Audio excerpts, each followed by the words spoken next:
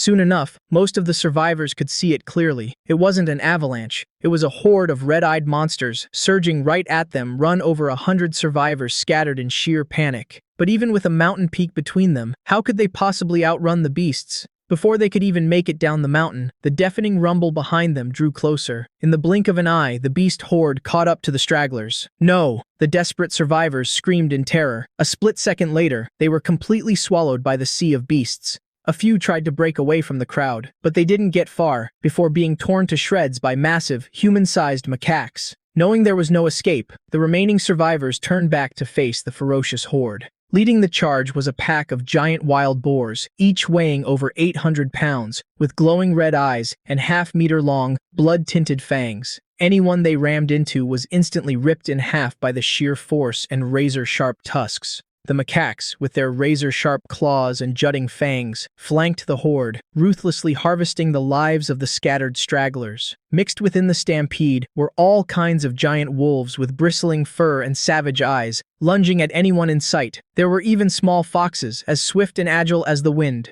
Despite their cute and petite appearance, their lethality was no less than that of the wolf pack. Amidst the horde, there were also over a dozen giant carnivorous beasts, towering over 4 meters tall. There were lions with bristling manes, giant bears over 5 meters tall with glowing red eyes, mammoths, and colossal black gorillas as tall as multi-story buildings. And then, there was a massive tiger, over 5 meters tall, standing like a king among the beasts. But this was no ordinary tiger. This beast had 2 long, piercing fangs jutting from its maw, looking exactly like the extinct saber-toothed tiger from the Ice Age. Seeing these terrifying monsters, the survivors trembled uncontrollably, utterly surrendering to despair. Resistance was futile. Human strength was simply too insignificant in the face of such monstrous power. In mere moments, the one-sided massacre came to an end. Within this forest, aside from the thousands of monstrous beasts, not a single human was left alive. The stench of fresh blood stimulated the horde's savage instincts. A wild boar spotted a fox feasting on a human corpse and glared with greedy eyes, seemingly wanting a change of taste. But as it lunged, the agile fox swiftly dodged out of the way. The mutant fox even swiped its claws, leaving a deep gash across the boar's thick hide. Several other beasts began fighting over the corpses. Just as the horde was on the verge of losing control, a deafening, ferocious roar erupted from the saber-toothed tiger. It was clearly a wild beast, yet a gleam of intelligence flashed in its eyes, almost human-like. Hearing its roar, the entire horde cowered in fear. They immediately stopped fighting, and some even abandoned their half-eaten prey. The saber-toothed tiger let out another commanding roar, and the beast horde obediently surged in a single direction. And the direction they were heading was the riverside city, Shaw City, the official survivor shelter. An ear-piercing alarm echoed throughout the entire sanctuary. All the busy survivors froze in their tracks. Then, the voice of Commander Lin Tianrui blared from the shelter's broadcasting speakers. "Attention! Everyone return to your rooms immediately in 10 minutes. The shelter will go into full lockdown. I repeat, everyone, return to your rooms immediately in 10 minutes. The shelter doors will be sealed in the crowd." Liao Pang jolted at the announcement. He instantly recalled what Linshi had told him a few days ago and broke into a dead sprint. The other survivors had no idea what was going on, but hearing that the shelter was sealing its doors, they knew something terrible was coming. Everyone scrambled back to their rooms. Unaware of the exact situation, and with soldiers actively maintaining order, the survivors retreated behind the inner walls in an orderly fashion without causing any riots. However, the people who had come to collect supplies were at a total loss. They had traveled from other districts of Shaw City or even from distant cities just to gather provisions. And now, the doors were suddenly being sealed, cutting off the supply distribution. Just as these people were panicking, a squad of fully armed soldiers rushed over and barked at them. "All of you head to the supply distribution hall and wait. Listen closely. Do not wander around and do not cause a scene until the lockdown is lifted. We will provide you with food and water." The soldiers gripped their firearms, their expressions dead serious. The crowd immediately stopped their commotion. Hearing that free food and water would be provided, the lucky survivors gladly complied. But one survivor spoke up. "Officer, can we just leave?" The soldier glared at him. "It's dangerous outside. You're better off waiting here until the threat passes. But if you really want to leave, we won't stop you." Hearing that, a few people who didn't grasp the gravity of the situation immediately bolted outside. The soldiers didn't lift a finger to stop them. Soon enough, the 10 minutes were up. With a resounding thud, the shelter's heavy metal gates slammed shut. Rows of heavily armed soldiers stood atop the defensive walls, locked and loaded for battle. Behind them stood Lin Tianrui and Lin Honglong, their faces grim as they stared intently at the horizon, which remained eerily still. A dead silence hung over the walls, broken only by the ragged, nervous breathing of the soldiers. About 10 minutes later, every man on the wall felt a faint tremor beneath their feet. Far off on the horizon, a massive cloud of snow billowed into the air. Several soldiers peering through binoculars reported in unison, "Sir, the beast tide is here." Meanwhile, in his safe house, Linshi, who had been resting with his eyes closed, suddenly snapped them open. He got up from the sofa and pressed his ear against the floor, listening intently. Hearing the chaotic, thunderous stampede echoing from afar, Linshi knew the beast tide had arrived. He quickly made his way to the chimney, slipped inside, and swiftly scaled to the top. The top of the chimney was a custom sniper nest he had built. Taking his position, Linshi had a clear view of a beast pack charging in from just outside Wolong village at the foot of the mountain. This pack was likely a small splinter group that had broken off from the main beast tide. Linshi counted a total of 56 beasts of various species. Leading them was a giant black gorilla, easily twice the size of a long-armed ape. The beast pack rampaged through Wolong village, completely leveling the few houses that were still standing. As they passed by Liao Peng's place, a wild boar rammed right into it, smashing the wall to pieces. But the person inside was long gone. Finding nothing, the pack moved on, continuing their march forward. Just as they were about to leave the village, the alpha gorilla suddenly snapped its gaze toward the mountain peak. A split second later, the entire pack whipped around and charged madly up the mountain, heading straight for Linshi's position. But before they could even near the summit, bang, a gunshot rang out, and a Tier 1 macaque dropped dead in its tracks. Bang, gripping his AK loaded with armor-piercing rounds, Linshi kept firing. Every single shot claimed the life of an origin beast. He specifically targeted the smallest Tier 1 beasts. Against military-grade armor-piercing bullets, the defenses of a Tier 1 origin beast were practically paper. Even Tier 2 origin beasts would suffer heavy damage from these rounds at close range. If the first shot didn't hit a vital spot, Linshi simply fired another. But by the time the 5th origin beast's corpse hit the dirt, the rest of the pack had already breached the summit. From this distance, Linshi could clearly see the fresh, mangled flesh clinging to the mutant boar's tusks. He could see the fresh blood staining the mutant fox's muzzle and feel the terrifying, suffocating pressure radiating from the giant gorilla that was larger than a house. Tier 3. Relying on his razor-sharp spiritual perception, Linshi instantly gauged the gorilla's threat level. Right on cue, the Treasure Bowl's interface popped up with a notification. Alert. Detected within a 100-meter radius. 1 Tier 3 origin beast, 6 Tier 2 origin beasts, 44 Tier 1 origin beasts. Spotting Linshi, the bloodshot-eyed beasts lunged furiously toward the safe house. But a split second later, agonizing shrieks rang out as several origin beasts plummeted into the traps Linshi had laid in advance. The defenses were working. The massive gorilla furiously pounded its chest and let out a thunderous roar. The beasts trailing behind it slammed on the brakes, scrambling to find a path around the traps. Locking his eyes on the alpha gorilla, Linshi aimed his rifle right at it. A deadly armor-piercing round erupted from the barrel, hurtling straight for the black gorilla's eye. But just as the bullet was about to pierce its pupil, the gorilla's massive, door-sized hand suddenly swatted up to shield its face. The bullet tore into the back of its hand, embedding itself deep into the flesh, but it failed to punch all the way through. A Tier 3 origin beast possessed an incredibly sharp intuition for danger, and its physical defenses were absurdly tough. Even with armor-piercing rounds, if he didn't hit the eyes or other critical weak points, he couldn't deal any real damage. He would need a much higher caliber weapon, but in these freezing temperatures, high-precision firearms were far too unreliable. Besides, to a creature of that sheer size, a tiny bullet felt like nothing more than a needle prick. Seeing the shot fail, Linshi wasn't discouraged. If Tier 3 origin beasts were that easy to kill, firearms wouldn't have been entirely replaced by cold weapons in the later stages of the apocalypse. Shifting his aim, Linshi gunned down a few more of the weaker beasts until the horde finally reached the base of the safe house. Then, he roared at the top of his lungs. Demon King at Linshi's command, Demon King, who had been on standby near the safe house, charged out from behind the perimeter. Right beside him were the giant panda, the long-armed ape, the clouded leopard, and 18 mutant wolves from the wolf pack. In an instant, they completely encircled the invading horde.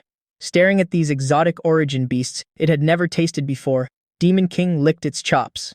Linshi's order for today was simple: an all-out, unrestricted hunt, and every single beast it killed would be roasted for dinner. The giant black gorilla, the largest and most powerful of the invaders, naturally drew the most attention. A remarkably human-like gleam of excitement flashed across Demon King's canine face. Awu, the clash between the two origin beast armies erupted with explosive intensity. Pawns against pawns, kings against kings. The black gorilla charged straight at Demon King. But Demon King wasn't foolish enough to clash head-on with a brute that massively outsized him. Instead, he lunged sideways, snapping the neck of a macaque that was dive-bombing the giant panda, before immediately pouncing on another Tier 2 origin beast. Demon King let out a low growl at the giant panda, as if to say, "The big guy is all yours. Keep him busy." The giant panda grunted in response and hurled its massive frame right at the black gorilla. Even though it wasn't fully grown and still looked deceptively cute, the giant panda's offensive power was absolutely terrifying. Its raw physical strength and bite force were completely on par with Demon King's. It successfully pinned down the black gorilla.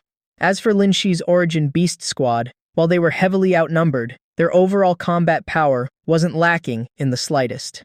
Both Demon King and the giant panda were Tier 3. The long-armed ape, the clouded leopard, and the majority of Demon King's wolf pack were Tier 2, totaling 11 Tier 2 combatants. Therefore, Linshi's battle strategy was simple: lock down the strongest enemy, slaughter the weakest ones first, and then gang up on the rest.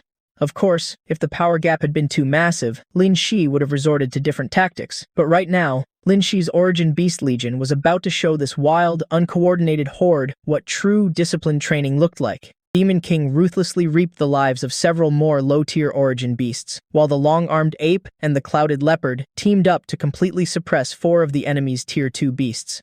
Demon King led the remaining wolf pack, tearing into the massive crowd of Tier 1 origin beasts with ease. Meanwhile, Linshi held the high ground. The moment Demon King attacked, he activated his gene lock, seizing every opportunity in the battle to eliminate any origin beast that exposed a flaw. The fight between primal beasts was brutal. It was almost entirely tooth and claw, devoid of the schemes and tricks of humans. Very quickly, under Linshi's command, the 40 surviving Tier 1 origin beasts were reduced to a sparse few. Only a handful remained. On the battlefield, only the black chimpanzee struggling against the giant panda, 4 Tier 2 origin beasts, and 8 Tier 1 origin beasts were left. Linshi's side also suffered casualties, but only among the Tier 1 wolves in the pack. The other origin beasts only suffered minor injuries. The clouded leopard and the long-armed ape took the heaviest damage due to holding off a larger number of enemies, but their lives weren't in danger. Valuing their outstanding performance, Linshi decided to give them and Demon King extra food tonight. Of course, there were exceptions. For example, Demon King was completely unscathed. Facing an incredibly agile Tier 2 fox, Demon King lowered its body slightly, feigning an attack. The fox's sharp eyes flashed, and it immediately dodged. Little did it know, Demon King's move was a fake-out. It aimed at the fox, lunged to the left, and swung a slap. The fox never expected the beast attacking it to suddenly swipe its paw. It crashed right into Demon King's claws. This scene was exactly like the times Linshi sparred with Demon King. Of course, the one getting slapped back then was Demon King. This Tier 2 fox died full of resentment, its eyes filled with unwillingness. Perhaps in its short life, it never understood how there could be a creature more cunning than itself in this world. Full of tricks. Seeing more and more of its kin die, the black chimpanzee went berserk. Its originally intelligent eyes turned bloodshot, and the muscles on its arms bulged. Berserk Linshi frowned. Some origin beasts, under intense stimulation, would enter a berserk state, losing their reason but gaining a massive boost in strength and speed. The berserk black chimpanzee grabbed the giant panda's arm and, amidst its terrified cries, hurled it away. It then charged at the clouded leopard, which was hiding to the side, licking its wounds. The clouded leopard's front leg had been bitten by a Tier 2 origin beast earlier, leaving a deep gash, making it unable to dodge effectively. Seeing the violently charging black chimpanzee, the clouded leopard's eyes widened. Linshi, currently in his gene-lock state, saw the frenzied chimpanzee. He immediately retracted his rifle and leaped down from the sniper platform. In mid-air, a massive, terrifyingly sharp halberd axe appeared in his hands. He swung the axe down, aiming straight for the black chimpanzee's head. A chilling aura enveloped the area. The black chimpanzee's bloodshot eyes regained a shred of reason. It instantly stopped attacking the leopard and raised both arms to protect its head. In the chimpanzee's perception, human strength was weak and feeble. Even though its intelligence was high among beasts, it didn't know Linshi was a Tier 3 evolver, and one who had unlocked his Tier 3 gene lock at that. A devastating blow, accompanied by a fierce gale, viciously hacked into the black chimpanzee's arms. The weight of the halberd axe, combined with the momentum of the fall, made the razor-sharp blades slice through the chimpanzee's arms like tofu. The two door-sized forearms were instantly severed from its body. The halberd axe didn't lose momentum, cleaving straight into the center of the black chimpanzee's forehead. Despite the resistance from its arms, the remaining force wasn't enough to split the head in two, but it wedged deep into the skull. The black chimpanzee let out an agonizing shriek. Fresh blood sprayed from the wound. The moment the blood left the severed arms, it instantly froze into a sky full of blood-red ice crystals. Linshi landed on the black chimpanzee's chest, kicked off hard to yank the halberd axe out, and dropped to the ground. The chimpanzee's two massive hands also hit the snow-covered ground with a heavy thud. Severely injured, the black chimpanzee howled in agony. Blood poured from the wound on its head, dyeing its bloodshot eyes red, driving it even more insane. It raised its handless stumps to attack Linshi. Linshi kicked off hard again to dodge. The chimpanzee tried to pursue, but its massive body staggered. Demon King bit a huge chunk out of the chimpanzee from behind, tearing off a large piece of flesh. The chimpanzee cried out in pain again, turning its head to attack Demon King, but Demon King had already leaped far away. Right then, a whistling wind sounded from the side. Linshi leaped up, delivering a horizontal slash to the turning chimpanzee's head. In an instant, the massive head flew into the air. The black chimpanzee's colossal body froze, then crashed heavily into the snow. A second later, fresh blood dyed the white snow red. One man and one dog, coordinating perfectly, killed a Tier 3 origin beast in less than 2 minutes. With the only Tier 3 origin beast dead, the rest lost all will to fight. Seeing the black chimpanzee die, some tried to flee, but how could they escape Demon King and Linshi? They were chased down and killed one by one. The giant panda, which had just been thrown by the chimpanzee, also showed its might, biting 2 origin beasts to death. Soon, all the origin beasts lay dead on the ground. Fresh blood and massive beast corpses littered the mountain peak. Linshi stored the halberd axe and checked on his beasts. Demon King was unscathed, so he didn't need to worry about it. He ordered Demon King to clean up the battlefield and drag the beast corpses into a pile. Linshi then checked the clouded leopard's wounds. The clouded leopard's hind leg was badly injured, with bone damage, and it had many other wounds on its body. As Linshi examined it, the clouded leopard looked at him with teary eyes and meowed. "Good job. Once this beast tide is over, I'll give you roast meat," Linshi encouraged the clouded leopard, then treated its wounds.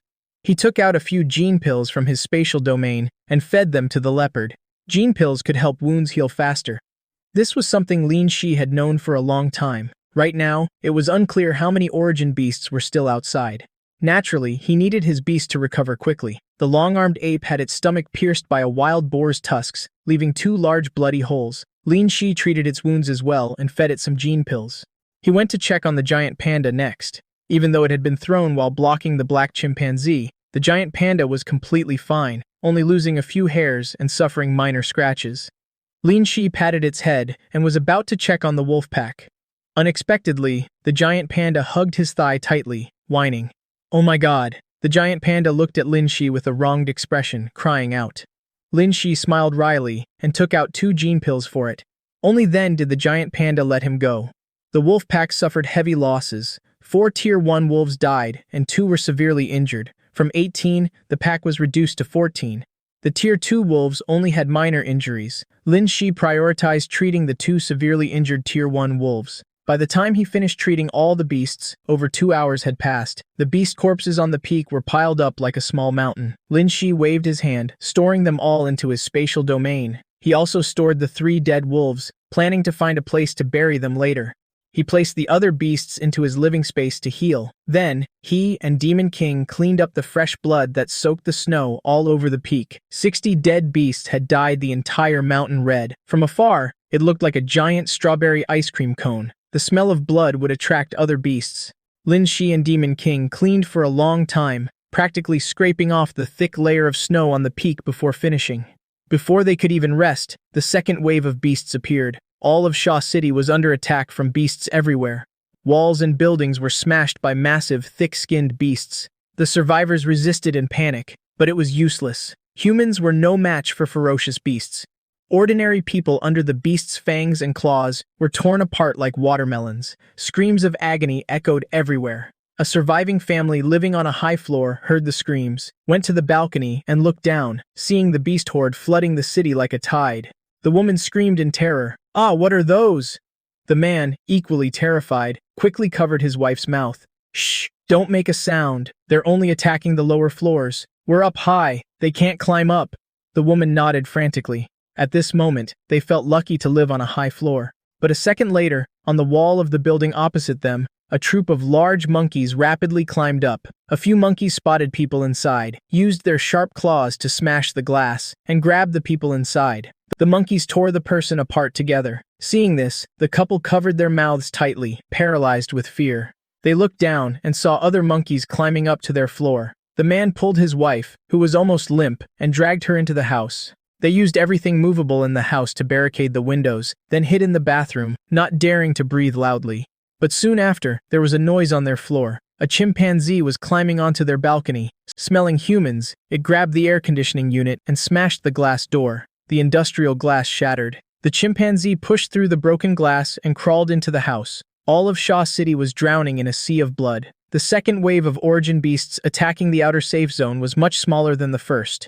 Only a few origin beasts followed the scent of blood. Linshi and Demon King easily dispatched them. Only one origin beast rammed straight into the safe house's main door, getting impaled by the sharp steel spikes on it. The destructive power of origin beasts lay in their extreme attack and defense. If they were allowed to ram the safe house freely, it would eventually be destroyed. Therefore, Linshi had welded many razor-sharp steel spikes around the safe house. The entire safe house was now like a spiked hedgehog. If an origin beast wanted to ram it, it had to see if its hide was thick enough first.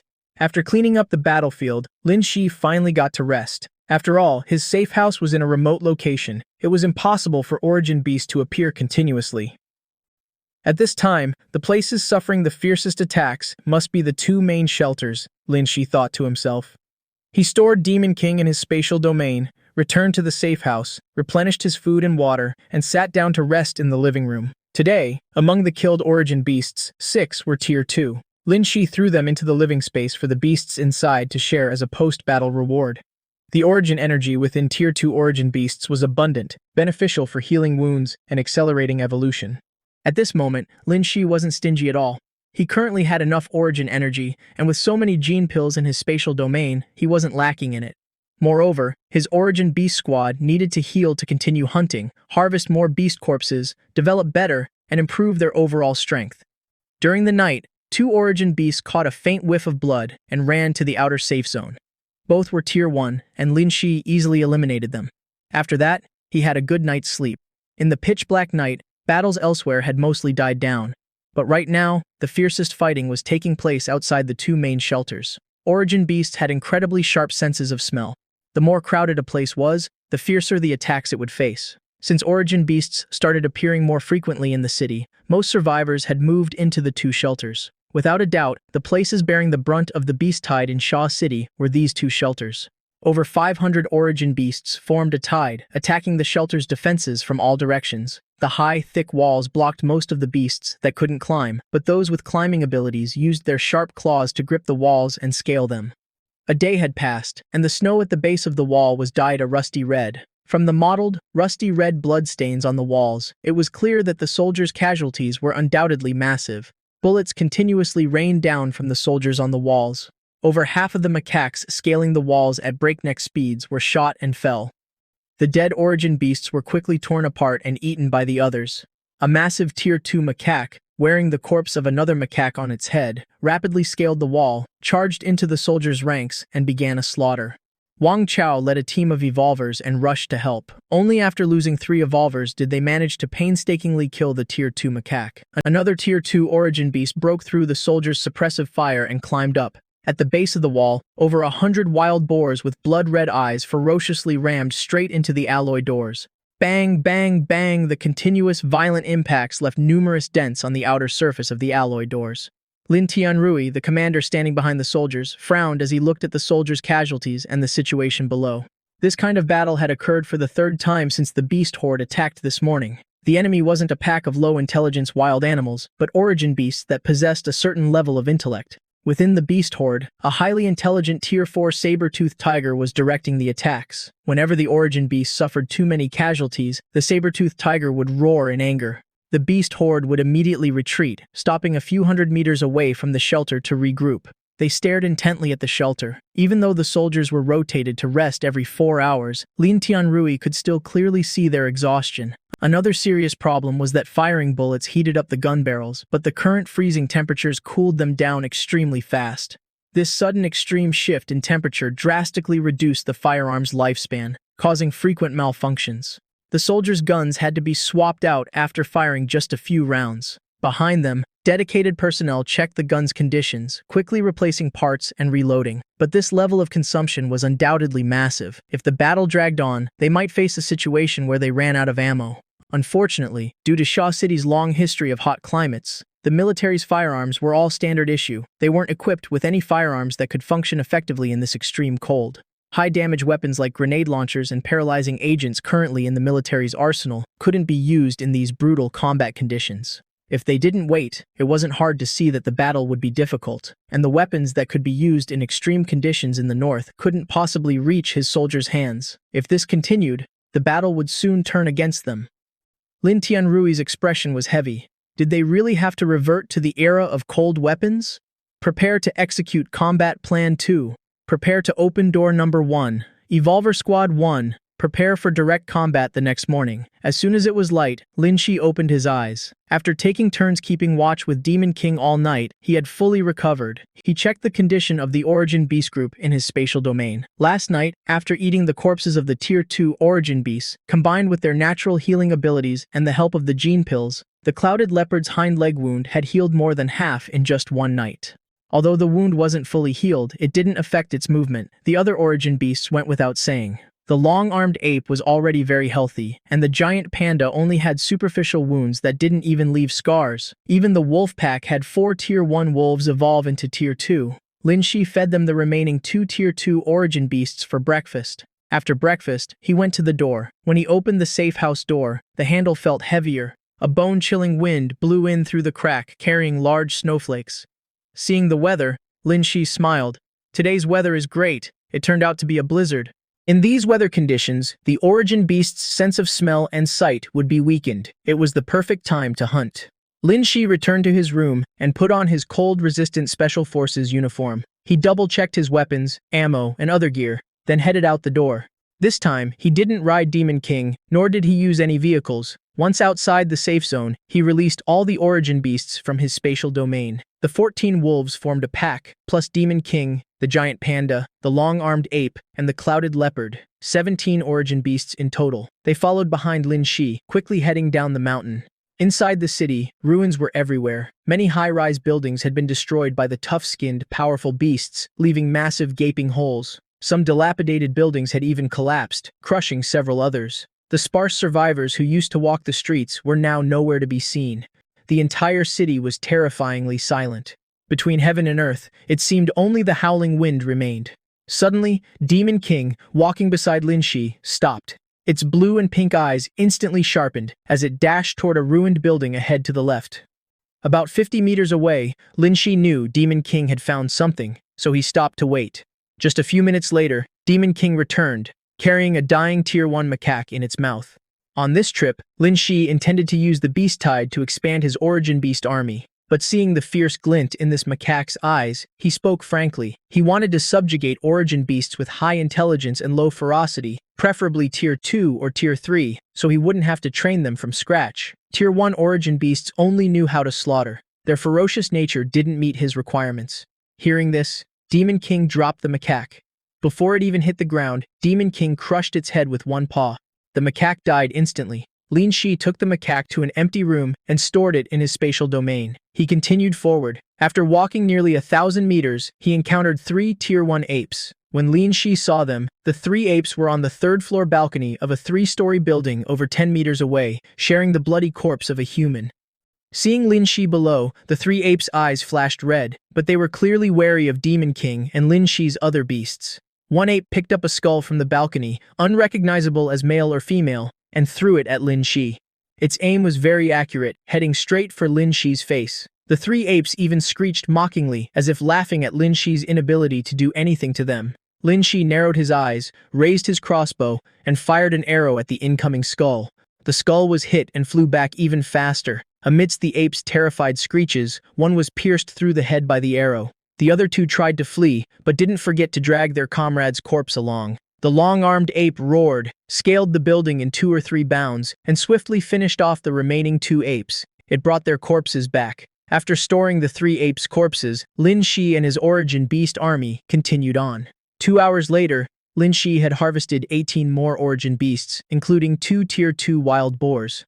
Those not worth subjugating were all stored in his spatial domain as food reserves and raw materials. It was just, he kept feeling that the number of origin beasts along the way was a bit low. With Demon King and the other beasts, Linshi had walked from the western suburbs to near the eastern suburbs, yet only encountered this many. A strong gust of wind blew past. Linshi and Demon King both stopped. He smelled a strange scent in the wind.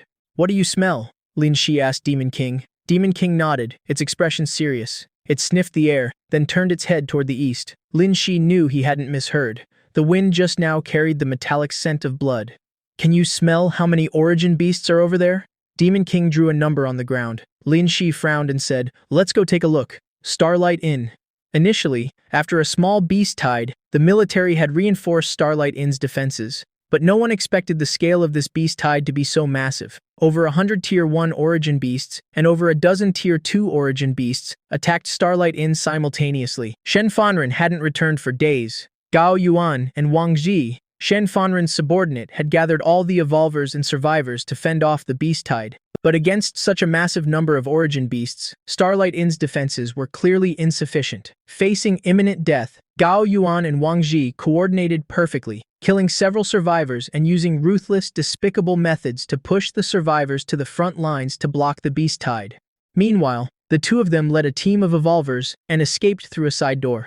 Wang Ji and Gao Yuan, carrying a suitcase and accompanied by over a dozen surviving evolvers, had just left Starlight Inn when a loud boom echoed. Starlight Inn's stainless steel doors were smashed by the beast tide and collapsed to the ground. The survivors desperately trying to hold the doors were instantly crushed beneath them. Immediately, over 100 origin beasts surged through the main entrance into Starlight Inn. Screams of agony, shrieks of terror, and the sounds of tearing flesh rang out endlessly. Starlight Inn's entrance quickly turned into a living hell. Watching the beast tide breach Starlight Inn from afar, Gao Yuan was so terrified he almost collapsed. Wang Zi's eyes held a hint of disdain as he urged in a low voice, "Boss Gao, hurry up, take advantage of those survivors drawing the beast tide's attention. We need to run far away. If the beast tide catches up, we'll all die here. Let me help you carry that suitcase. You'll be able to run faster." Saying that, his gaze swept over the suitcase in Gao Yuan's hand. The suitcase in Gao Yuan's hand contained the extracted gene pills. Ever since the Heavenly Revelation Shelter was established, Gao Yuan had agreed to leave the official shelter and partner with Shen Fanren to build a new one. One condition was to guarantee the distribution of the extracted gene pills. Having stayed in the official shelter for so long, he understood the importance of gene pills all too well. Even while fleeing for his life, he didn't forget to bring them. Gao Yuan was helped up by an evolver, his face pale with fear, cold sweat pouring down, but he still gripped the suitcase tightly. "No need, this suitcase isn't heavy. I can walk. Hurry, as far away as possible." Saying that, he started running again.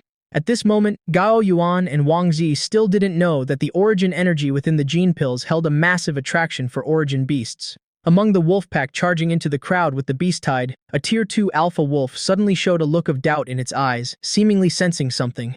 The alpha wolf roared, leading over 20 wolves to chase in the direction Wang Ji and the others had just fled. And on the small road leading to Starlight Inn, Demon King and Linshi were approaching. Wang Ji, Gao Yuan, and the others ran through the streets outside Starlight Inn and turned into a narrow alley. Once inside, Gao Yuan panted heavily. "Huff, huff, little Wang! Let's rest a bit. Slow down, huff, huff, let me catch my breath." Wang Ji, running in front, flashed a look of impatience in his eyes, accompanied by a well-hidden killing intent. But when he turned his head, he quickly masked all his emotions. "Boss, the beast horde will catch up soon." Hearing Wang Ji say the beast horde was catching up, Gao Yuan recalled the scene of the horde just now. His eyes revealed fear and terror, and his legs began to tremble. He pointed at a rather tall evolver and said, "You, carry me." The designated evolver was slightly taken aback and looked toward Wang Ji. Why are you looking at him? I'm the boss. He's just a servant. You have to listen to me, seeing that his order required Wang Zi's approval. Gao Yuan's face darkened. Wang Zi lowered his head to hide the killing intent in his eyes and smiled apologetically at Gao Yuan. I'm the captain. They're used to taking my orders. Saying that, he looked at the evolver Gao Yuan had pointed out. Why aren't you carrying the boss yet? Yes. The tall evolver finally crouched down, preparing to carry Gao Yuan. The group was about to continue on their way. Suddenly, a figure appeared at the end of the alley they were heading toward. Linshi and Demon King appeared at the end of the alley. Demon King had used its sense of smell to detect about 100 origin beasts to the east. Halfway there, based on the location, Linshi guessed that the place where Demon King smelled blood and origin beasts was likely Starlight Inn. Therefore, he and Demon King entered the alley to avoid a direct confrontation with the beast horde. To stay hidden, he stored all the other origin beasts, except Demon King, into his spatial domain. He didn't expect to run into people here. Entering the alley, Linshi had been warned by Demon King that there were people ahead, so he wasn't surprised. But Gao Yuan and the others were severely startled. In the blizzard, visibility was limited. Linshi wore a white uniform, blending perfectly into the surroundings. The first thing they saw was Demon King, with its alternating gray, white, and blue fur. Mutant beasts are catching up amidst the tense nerves and panic. Someone in Wang Zi's team screamed and immediately ran back. Gao Yuan was also scared off the evolver's back, and the suitcase in his hand fell into the snow. The suitcase, perhaps not locked properly, popped open the moment it hit the ground. Blue gene pills scattered everywhere. My pills Linshi and Demon King were instantly drawn to the pile of gene pills. Gao Yuan frantically lunged forward to pick up the pills, trying to put them back into the suitcase. Suddenly, at the end of the alley, a tragic scream rang out. Everyone looked toward the source of the sound, only to see the evolver who had panicked and fled upon seeing Demon King now having his shoulder bitten by a giant Tier 2 wolf. And behind the giant wolf, ferocious Tier 1 wolves were locking their sights on everyone in the alley. Help save me! The fleeing man, bitten by the alpha wolf but not yet dead, had his face contorted in agony, looking hideous. He begged Wang Zi and the others for help. Wang Zi and the others were also stunned by the sudden turn of events. The evolvers looked at the scene before them in despair. How bad was the situation? Wolves in front, wolves behind. On one side was a giant wolf, on the other was an entire pack. They even considered Demon King to be another wolf. Between one wolf and a whole pack, these people ultimately chose the side with fewer wolves, running toward Linshi. Wang Zi was the most clear-headed one here. Aside from Linshi, he didn't stop the evolvers from fleeing, but instead quickly closed the suitcase. Gao Yuan was halfway through packing. Gao Yuan screamed in fear. Wang Zi ignored him, closed the suitcase, and ran. At this moment, the alpha wolf bit the fleeing man to death, tossed the corpse to the ground, and roared. Awoo! A second later, the wolf pack behind the alpha wolf charged out on command. Seeing everyone around him running away, and the wolf pack closing in, Gao Yuan screamed in panic. Wait for me! I told you to wait for me! But no one paid him any attention. Gao Yuan wanted to run too, but he was so terrified his limbs wouldn't obey him. Fortunately, the wolf pack quickly ended his terror. The fastest wolf bit through Gao Yuan's neck. The pursuing wolves quickly fought over Gao Yuan's corpse with their kin. Who would have thought the boss of Heavenly Revelation, hiding right here in this alley, would be killed like a pig and torn apart to be eaten? A portion of the remaining wolves was attracted by the gene pills scattered on the ground. It wasn't until the alpha wolf roared again that they continued chasing Wang Zi and the others. Wang Zi, a Tier 2 evolver, ran faster than the rest and was nearing the end of the alley. But at this moment, Wang Zi's pupils shrank. He finally noticed that beside the giant beast blocking his path stood a person. He saw Linshi and the highly recognizable Demon King. Information about the mysterious person riding a giant wolf beast outside the official shelter a few days ago flashed through Wang Zi's mind. Trading mutant plants. But now wasn't the time to verify information. Someone recognized Linshi and exclaimed in surprise, "It's someone from the regular army, hurry, help us stop the wolf pack." Linshi sneered, neither speaking nor moving. Linshi wore a chillingly cold Special Forces uniform from the Bear Country, coupled with his straight posture and calm, sharp eyes visible behind his mask. He looked very much like a Special Forces soldier. Wang Zi quickly realized Linshi's uniform wasn't from the Xia country military. He raised his hand and shouted at Linshi, "Get lost!" But Linshi and Demon King didn't yield. Linshi patted Demon King, who was already itching for a fight. "Go." seeing the ground littered with gene pills and the alpha wolf in the distance. Demon King's eyes lit up. Hearing Linshi's words, it instantly lunged forward. As Demon King moved, the swirling snowflakes were deflected by its speed. Standing at the forefront was Wang Ji, who was running ahead and had just yelled, "Get lost!" Wang Ji drew his gun, aiming straight at Linshi, who was very close. But at that moment, Demon King arrived in front of Wang Ji with the speed of the wind. A single slap sent the guy who dared to shoot at Linshi flying. Wang Ji only felt a terrifying, unstoppable force. Striking unexpectedly, his entire body felt like it had been hit by a truck. In agonizing pain, he crashed into a roadside shop. The other evolvers were also caught by the wolf pack and had to unlock their gene locks to fight for their lives. Right then, Demon King stopped, sat down, raised its head, and howled. "Awoo!" The entire wolf pack instantly stopped. "Awoo!" Seeing the wolf pack stop, the alpha wolf standing behind them let out an angry howl. The wolf pack was about to attack again, but Demon King wasn't about to be outdone. It let out an even more resounding howl. "Awoo!" It raised its strong front paw, displaying its sharp claws to the wolf pack, then pointed at the alpha wolf. "Yeah, let's fight." Discipline within a wolf pack is very strict. If any wolf wants to become the alpha, it only needs to defeat the current alpha, and the pack will accept the new leader.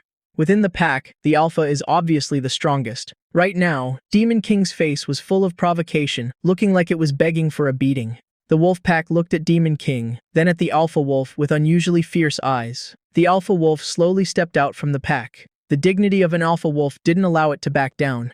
Demon King also dropped its mocking expression and looked seriously at the alpha wolf. Approaching it, the wolf pack cleared the battlefield for Demon King and the alpha wolf. The evolvers from the Heavenly Revelation Shelter, seeing the wolf pack stop attacking, exchanged glances and immediately understood each other's intentions. They turned to run. Grrr! Over a dozen wolves blocked the evolvers' retreat, staring at them with ferocious eyes and growling threateningly. Clearly, they weren't going to let them leave. "Brother Zhao, what do we do now?" A female evolver looked in panic at the strongest man in the group. Captain Wang Ji had been smashed into a wall by Demon King, his fate unknown. Gao Yuan, the puppet boss, was dead. Several people in the group had unlocked their gene locks and could barely stand. Only 10 people in the group could still fight, but there were dozens of wolves here. Everyone understood that waiting for the 2 giant wolves to decide a winner meant certain death. Zhao Chenggong held his pistol, his palms sweating. Fight to the death or wait here to die. It seemed they had no other choice. At this moment, the female evolver who had just spoken shouted toward the front. "Hey! Are you from the official shelter? Can you call people to save us?" The female evolver called out to Linshi, who was standing there. Linshi stood quite far away, and with the wolf pack holding the battlefield for Demon King and the alpha wolf, while keeping an eye on the evolvers, no wolf paid attention to him. Everyone ignited with hope. Some humbly begged for help. "Help us escape," some angrily questioned. "What are you just standing there for? Hurry up and go," some promised. "Save us, and we'll give you lots of supplies." Some aggressively threatened. "Hurry up and call for backup. We'll join the official shelter later. If you leave us to die, watch out, or we'll come back and kill you." Linshi ignored them. Even if he were from the official shelter, he wouldn't save people from the Heavenly Revelation Shelter. Moreover, these people were the subordinates of his father's killer. Linshi watched the battle between Demon King and the Alpha Wolf. Battles between origin beasts were very primal and direct. This time, Demon King didn't use tricks, but clashed head-on with the Alpha Wolf. Tooth against tooth, claw against claw. To make the wolf pack submit, it had to display enough strength to convince them. Demon King knew this very well. Both Demon King and the Alpha Wolf were Tier 3. The Alpha Wolf didn't become the leader of the mutant wolves by chance, but through countless life-and-death battles. But Demon King wasn't afraid in the slightest. It lunged, pinning the Alpha Wolf to the ground, and immediately bit hard into its back. Bitten, the Alpha Wolf didn't dodge, but retaliated with a bite to Demon King's neck. Sensing danger, Demon King hastily dodged, luckily only losing a bit of fur. After dodging, the Alpha Wolf counterattacked. One wolf, one dog, locked in a fierce struggle. Unexpectedly, Demon King's strength was superior to this Tier 3 Alpha Wolf. But the Alpha Wolf was truly a wild beast, incredibly ferocious and intelligent. Realizing the gap in strength, it used agile movements to widen the distance, looking for an opportunity to counterattack. Furthermore, wolves seemed born knowing how to fight. Their pouncing and biting techniques were clearly superior. In the blink of an eye, Demon King had suffered quite a few injuries, but the Alpha Wolf was also heavily wounded. Although the Alpha Wolf was very fierce, it still lost out in the face of overwhelming strength and technique. Just one bite from Demon King basically meant a severe injury. Anyone could see that the Alpha Wolf was exhausted. Demon King winning this battle was only a matter of time. The Evolvers forced to watch from the sidelines were incredibly anxious. At this moment, the wolf pack surrounded them but didn't attack. Zhao Chenggong knew that once the wolf pack waited for the Alpha Wolf to die, the situation would instantly reverse. He roared, "There's no time we break out," saying that. He took the lead and charged at a wolf. The other Evolvers also knew it was life or death and quickly followed, but they were still a step too late. Just a second later, Demon King bit through the Alpha Wolf's neck. A woo! Demon King let out the howl of a victor. The wolf pack howled in unison. A woo! A new Alpha Wolf was born. Seeing the wolf pack reveal their ferocious eyes again, the Evolvers knew it would be hard to escape today. If they knew they were going to die here, they would rather have died in Starlight Inn. At least that would have been a heroic death in battle, rather than dying after being condemned by the survivors for unknown reasons. But it was too late to say anything now. "Mom, I'm sorry, I shouldn't have run away alone." One Evolver gave up and knelt in the snow. "Kill that guy first, let him die with his eyes wide open." Someone raised a gun and shot at Linshi. "Damn it, even if I die, I'm taking one down with me." Several other Evolvers echoed the sentiment. Linshi wasn't surprised by their reaction. People about to die would do anything. In the face of Tier 3 strength, Tier 1 speed and reflexes were nothing. Linshi only needed to look at their arm movements to know what they wanted to do. Originally, these people had no grudge against him, and he wouldn't have taken the initiative to attack. But since they wanted to die, then go ahead and die. He stomped his foot, leaving a deep footprint in the snow. His entire body shot toward the Evolvers like an arrow. In the blink of an eye, he was in front of one person. A blade flashed, and a head fell to the ground. The survivor lunging at Linshi was cleaved in half. Realizing Linshi's terrifying strength, these people finally understood he wasn't a soft persimmon to be easily bullied. A surviving Evolver looked at Linshi with venomous resentment. "Kill us, and you'll be eaten by these beasts too. We'll be waiting for you in hell." Hearing this, Linshi chuckled. Earlier, when Demon King appeared, these people hadn't noticed Linshi. They didn't know Linshi and Demon King came together. Hearing them say this, Linshi really wanted to see their expressions right now. The wolf pack had tightly surrounded those people. They didn't attack, waiting for the Alpha Wolf's command. The difference in numbers was too great. Coupled with Demon King's overwhelming strength, these Evolvers didn't dare to move. Demon King stepped out from the wolf pack and walked toward Linshi. The surviving Evolvers instantly showed looks of joy. So powerful. Did he want to die with them, or did he want to see who died first? Having experienced too much fear, a female Evolver almost broke down and screamed, "Eat him! Eat him! I want to see him die in front of me!" Demon King turned its head to look at the woman. "A woo!" With a single command, a wolf lunged forward and bit off the woman's head. The other Evolvers thought the woman's scream had angered the Alpha Wolf, causing the attack, and instantly fell silent. But they still glared venomously at Linshi. It wasn't until Demon King reached Linshi's side and lowered its head that someone noticed something was wrong. Linshi patted Demon King's head, his eyes gentle. "Good job." This scene left the surviving Evolvers dumbfounded, terrified, shocked, and in disbelief. At this moment, someone finally understood why Linshi hadn't left when he saw such a large wolf pack. Because that giant wolf was this person's battle beast. Zhao Chenggong reacted the fastest. With a thud, he knelt on the ground. "Master, as long as you need us, we are willing to work like horses and oxen. We'll follow your orders, whatever you say goes." Zhao Chenggong knew their only chance of survival now was to show loyalty. If the other party still wanted to use them, they still had a chance to live. The other Evolvers followed suit. Just a moment ago, they were screaming aggressively, but now they were kneeling and bowing respectfully. "Master, spare our lives, boss. We were wrong. Please forgive us. I don't want to die. Please spare us innocent people." Many Evolvers knelt on the ground, crying bitterly. Quite a few even secretly made small, sneaky movements. Linshi looked at them coldly. For these people to appear here, and with someone carrying so many gene enhancement pills earlier, it was highly likely they were deserters from Starlight Inn. "You fled from Starlight Inn to here?" Linshi asked. Zhao Chenggong hastily replied, "Yes, Starlight Inn was attacked by mutant beasts. We had no choice but to escort the boss and flee." He had twisted the fact that they used survivors as meat shields to escape into a story of Starlight Inn being attacked and them luckily escaping. It didn't sound wrong, but the meaning was entirely different. Linshi rubbed his chin, asking despite knowing the answer, "Shouldn't Evolvers be on the front lines? If Starlight Inn was breached, you should have been the first to die, right?" Hearing this, most of the Evolvers lowered their heads in shame. They relied on sacrificing innocent people to buy time to escape. even killing over a dozen people to force them to die. They even lied to those people, saying they were going to find reinforcements. Linshi looked at their expressions and understood everything. He pointed at Gao Yuan's corpse and asked, "Who is this?" An evolver immediately answered, "This is our boss, Gao Yuan." Right, when the wolf pack appeared, this group didn't even care about their boss. This kind of people, and they dared to say they wanted to submit to him? Seeing Linshi say nothing, Zhao Chenggong immediately showed his loyalty.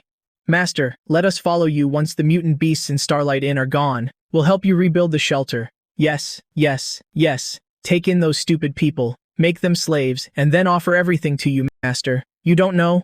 We took in 1,000 civilians and forced them to hand over 20% of the food they got from the official shelter. We didn't have to do anything, just use the supplies they handed over to trade for other things. Don't think cheap frozen fish is nothing, but a large quantity is a lot, that's right."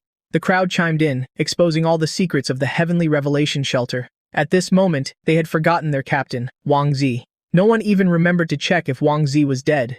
In reality, Wang Zi wasn't dead yet. He had just been slapped by Demon King, shattering his ribs, and was now lying half dead in the rubble of the shop, struggling to breathe. He heard everything outside clearly. Hearing this, Linshi instantly understood everything. Shen Fanren had applied the old shelter model from High City to Sha City, establishing a shelter that claimed to protect survivors, but was actually sucking their blood. And when facing real danger, Linshi firmly believed Shen Fanren would also abandon those civilians. Looking at the evolvers groveling and flattering him, a glint flashed in Linshi's eyes. Fine. He wasn't a good person, and neither were these guys. Then let's fight. This time, Demon King didn't need to act. Linshi slightly moved his feet and appeared behind an evolver. The sharp military knife slit the man's throat before he could react, dropping a large head. The other evolvers wanted to resist, but it was useless. Linshi's killing methods were incredibly decisive. In just a moment, there were over a dozen more corpses on the ground. Demon King howled, running to Linshi in adoration, licking him all over. Linshi's mask was covered in dog saliva. Damn it. Linshi irritably took off the mask. "All right, I know I'm very strong, okay?" As if attracted by the smell of fresh blood, over a dozen origin beasts ran over. Demon King howled and, along with its new underlings, charged into battle. "Let the master see my power." Meanwhile, Linshi collected all the evolvers, the loot on them, and the gene pills scattered on the ground into his spatial domain. Linshi roughly counted about 300 to 400 pills. Considered an unexpected harvest. After finishing, Linshi walked to the shop where Wang Ji was lying. He didn't have the habit of leaving loose ends. Any loose ends. Hearing footsteps at the door, Wang Zi knew he couldn't escape, but having survived under Shen Fanren and become his confidant, he was naturally no ordinary character. He immediately said, "Give me a quick death." Then he looked toward Lin Shi's approaching figure. Lin Shi was slightly surprised, but with someone so sensible, he had no reason to be dissatisfied. However, as Lin Shi got closer, seeing the face beneath Lin Shi's mask, Wang Zi was stunned. Lin Shi didn't recognize Wang Zi, but Wang Zi knew Lin Shi. Because of the incident where Lin Shi killed Shen Jinbin, Wang Zi had investigated Lin Shi and seen his photo. He also knew that Shen Fanren went to the official shelter because of Lin Shi. "You're Lin Shi?" Wang Zi asked in shock. Lin Shi's pupils shrank. He neither admitted nor denied it. This guy knew him. Could it be that his image and identity had been exposed previously? He sensed ripples of energy from Wang Zi, a Tier 2 evolver. Earlier, he saw Wang Zi snatch the gene pills from Gao Yuan's hands. Lin Shi immediately knew this guy hiding in Heavenly Revelation was definitely no ordinary character. Lin Shi stood a foot away from Wang Zi, looking down at him. "How do you know my name?" Hearing Lin Shi tacitly admit it, the shock in Wang Zi's eyes didn't diminish, but grew. His lips moved twice, but he didn't speak. He was about to die anyway. How could he reveal Shen Fanren's secrets? The moment he saw Lin Shi's face, he had blurted it out purely out of fear. They had sent people to search all over Sha City but couldn't find Lin Shi, so they had to find a body double. Unexpectedly, Lin Shi was still alive and living so well. Wang Zi glanced at Lin Shi's gear. He worked for Shen Fanren, had many international mercenaries under him, and had smuggled various types of equipment. With just a glance, he recognized that Lin Shi's gear wasn't from this country. Wang Zi became even more bewildered. How could someone whose records showed him as a good student from childhood have access to these channels? Moreover, Wang Zi clearly saw the giant wolf following Lin Shi, stepping in to protect him. Even highly trained individuals couldn't tame such a powerful mutant beast. How did this 20-year-old young man do it? But none of that mattered. This young man was ruthless and vicious. Wang Zi didn't think Lin Shi would spare him. "Kill me." Wang Zi closed his eyes, saying nothing more. Linshi chuckled. Want to die? It's not that easy. Linshi stepped in front of Wang Zi, raised his foot, and stomped down hard a second later. Crack! The crisp sound of shattering bone rang out. Wang Zi's arm was crushed to a pulp by Linshi. Arg! Arg! Wang Zi suddenly opened his eyes wide, his mouth opening to the extreme from the pain. But it wasn't over. Linshi knew that people like Wang Zi had tough bones. If he didn't completely break him, he wouldn't spit out anything useful. He lightly placed a foot on Wang Zi's other arm. Tell me, how do you know me? Wang Zi looked at Linshi with fear, his eyes bloodshot from the pain. He opened his mouth, seemingly wanting to say something. Suddenly, his eyes looked outside. What was that? A second later, he stuck his tongue out and bit down hard. He intended to bite his tongue to commit suicide. It had to be said, Wang Zi was a stubborn one. Knowing Linshi wouldn't kill him immediately, he chose to end his own life. But Linshi wasn't unprepared for extracting information from Wang Zi's mouth. Linshi didn't turn his head. The moment Wang Zi stuck his tongue out, he quickly knelt down and pried his mouth open with his hands. Ugh, ugh, Wang Zi looked at Linshi in panic. Linshi sighed, looking at Wang Zi with a pitying expression but ice-cold eyes. I didn't want it to come to this. Linshi pulled out his military knife. Under Wang Zi's terrified gaze, he used the handle to smash his teeth out one by one. A moment later, Wang Zi's mouth was full of blood, the inside reduced to minced meat. Linshi was even kind enough to feed Wang Zi 2 gene pills he had picked up from the snow earlier, to prevent him from dying from his severe injuries. After dislocating Wang Zi's remaining arm, Linshi propped him up against the wall. Linshi twirled a small, delicate awl in his hand. This awl was about the size of a syringe needle. As long as it avoided vital spots, stabbing it into a person wouldn't cause serious injury, but it would hurt like hell. Linshi calmly looked at Wang Zi, who was sweating profusely. Now, speak. Wang Zi looked at Linshi like he was looking at a demon. At this moment, Linshi in his eyes was even more terrifying than the scientists who had conducted genetic experiments on him. He spoke in a hoarse voice. Whatever you want to know, I'll tell you everything. I only ask that you give me a quick death. Wang Zi realized Linshi had countless ways to torture him. That life-saving gene pill was an example. If he didn't speak, Linshi definitely had more tricks waiting for him. Dead was dead, even a flood couldn't save him. Linshi smiled faintly and put the awl away. It's good that you know what's good for you so early. First, tell me how you know my name. Wang Zi's eyes lost their spirit. Giving up all thoughts of resistance, he began to recount. A few months ago, before the solar storm devastated the global climate, I heard a subordinate report that the young master was investigating a student named Linshi, so I paid a little attention. I knew your name and photo from then. Linshi's eyes flashed, but his expression remained unchanged. So it was Shin Fanrin's people, probably even a confidant. He maintained a calm expression, signaling Wang Zi to continue. And then? The young master frequently had people investigate someone, so I just kept an eye on Linshi and discovered you were Miss Lu's son. Speaking up to here, Wang Zi glanced at Linshi. Seeing Linshi had no reaction, his fear deepened. He continued, but unexpectedly, not long after, the boss received news that the young master was severely injured. At that time, we discovered major movements among the higher-ups of the Xia country. The boss and I couldn't leave, so we sent someone, but that person also. Wang Zi paused for a moment. Yes, I killed him, Linshi said without hesitation. What major movements did you discover among the Xia country higher-ups at that time? Wang Zi recounted what he had investigated back then. Linshi finally understood. So the invitation he sent actually worked. How did you guys get into Sha City? This was the question that had been bothering him for a long time. Logically, Shen Fanrin and Lu Ziyue should be in He City, acting as king and queen. Why did they suddenly appear in Sha City?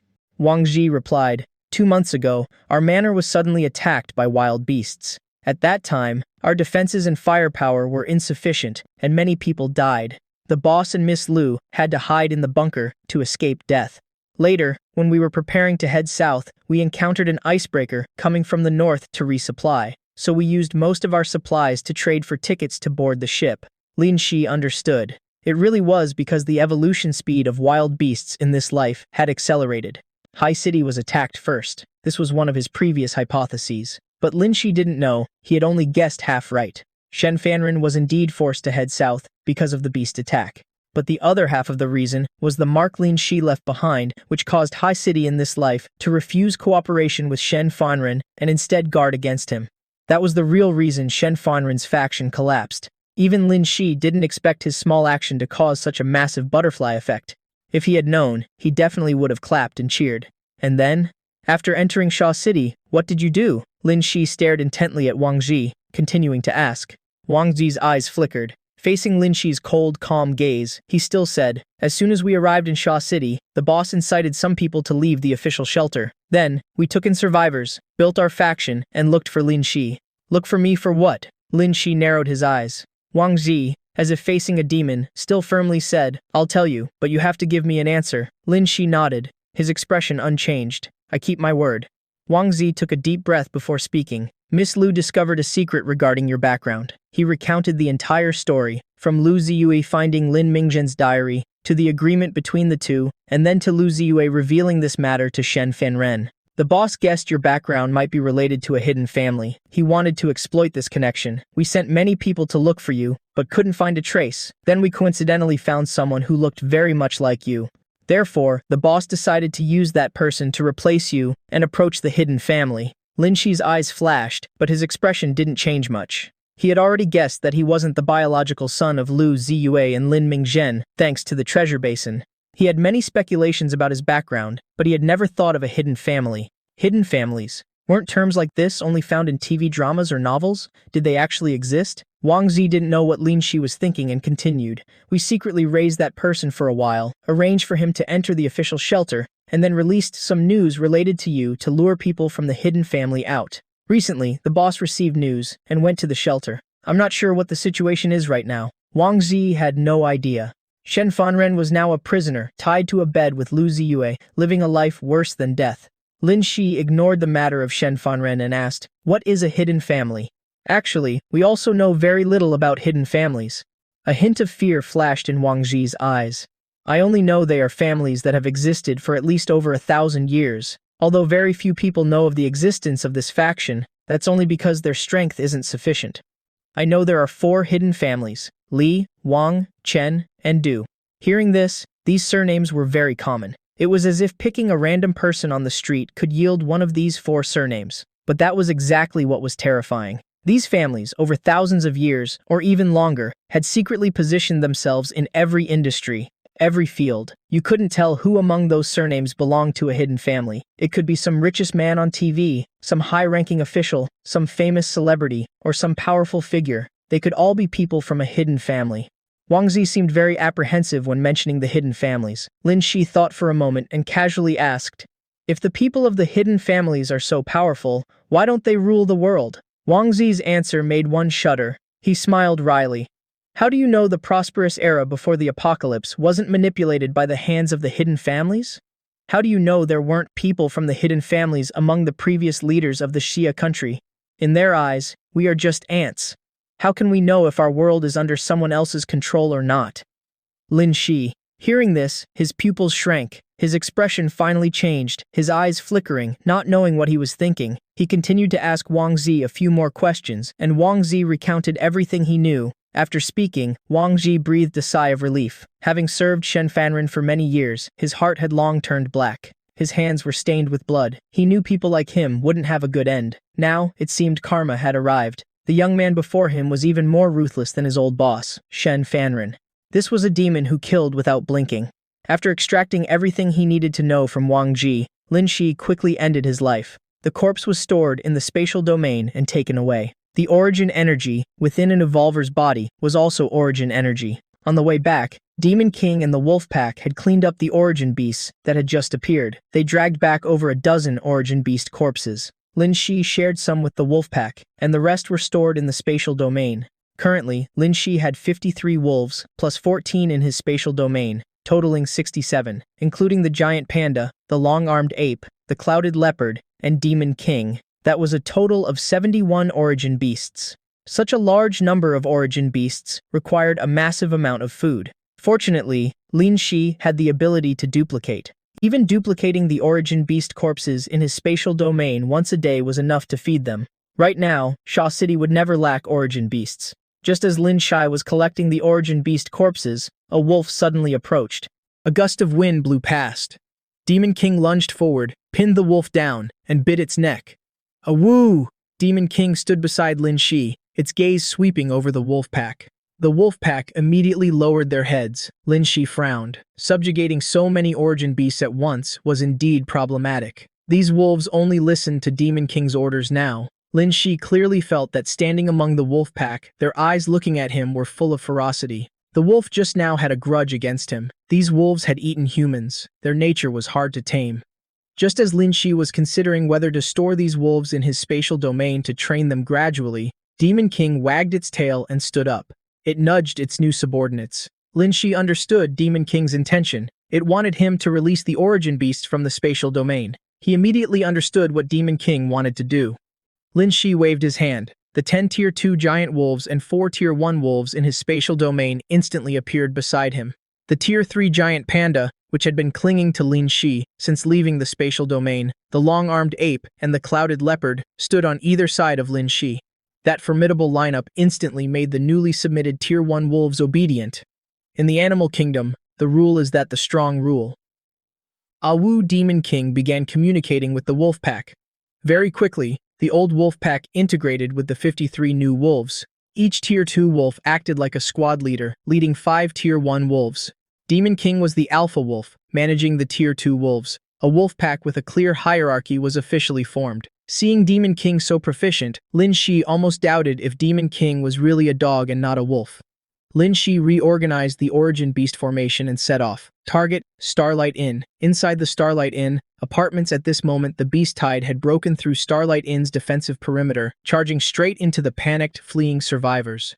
"Help someone save us! Stop right there, you beasts!"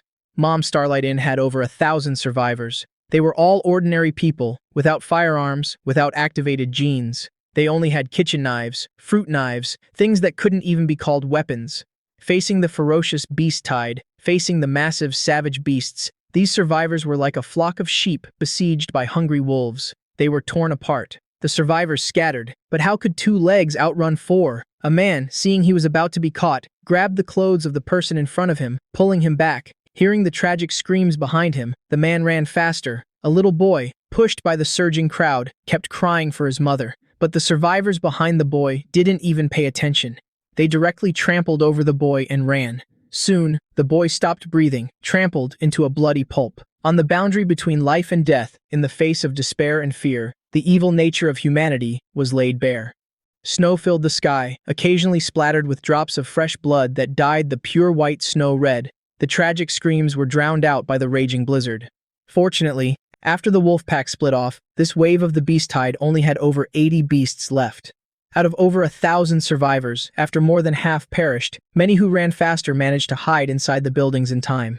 In a storage room in the building management lobby, 6 survivors hid in the cramped, dark room, not daring to breathe loudly. There were 2 women, 3 adult men, and a teenager. The teenager was holding a short-haired cat, about the size of a medium dog. Hearing the sounds of the origin beasts outside fading away, the people in the storage room finally dared to whisper. It was a short-haired woman with red eyes, sobbing in the corner. She had just lost her son in the crowd. Given the current situation, she knew it was unlikely her son had survived. Guilt and self-blame gnawed at her. Hearing the short-haired woman's cries, a young man with a buzz cut scolded in a low voice. "What are you crying for? If you attract those monsters, do you want to get us all killed? My son is gone," the short-haired woman cried in agony. Another woman, with delicate features and a tall, slender figure, a model before the apocalypse, but now her hair was so greasy you could fry vegetables with it, heard this and sneered disdainfully. "Your son is gone and you're not looking for him. What's the point of crying here?"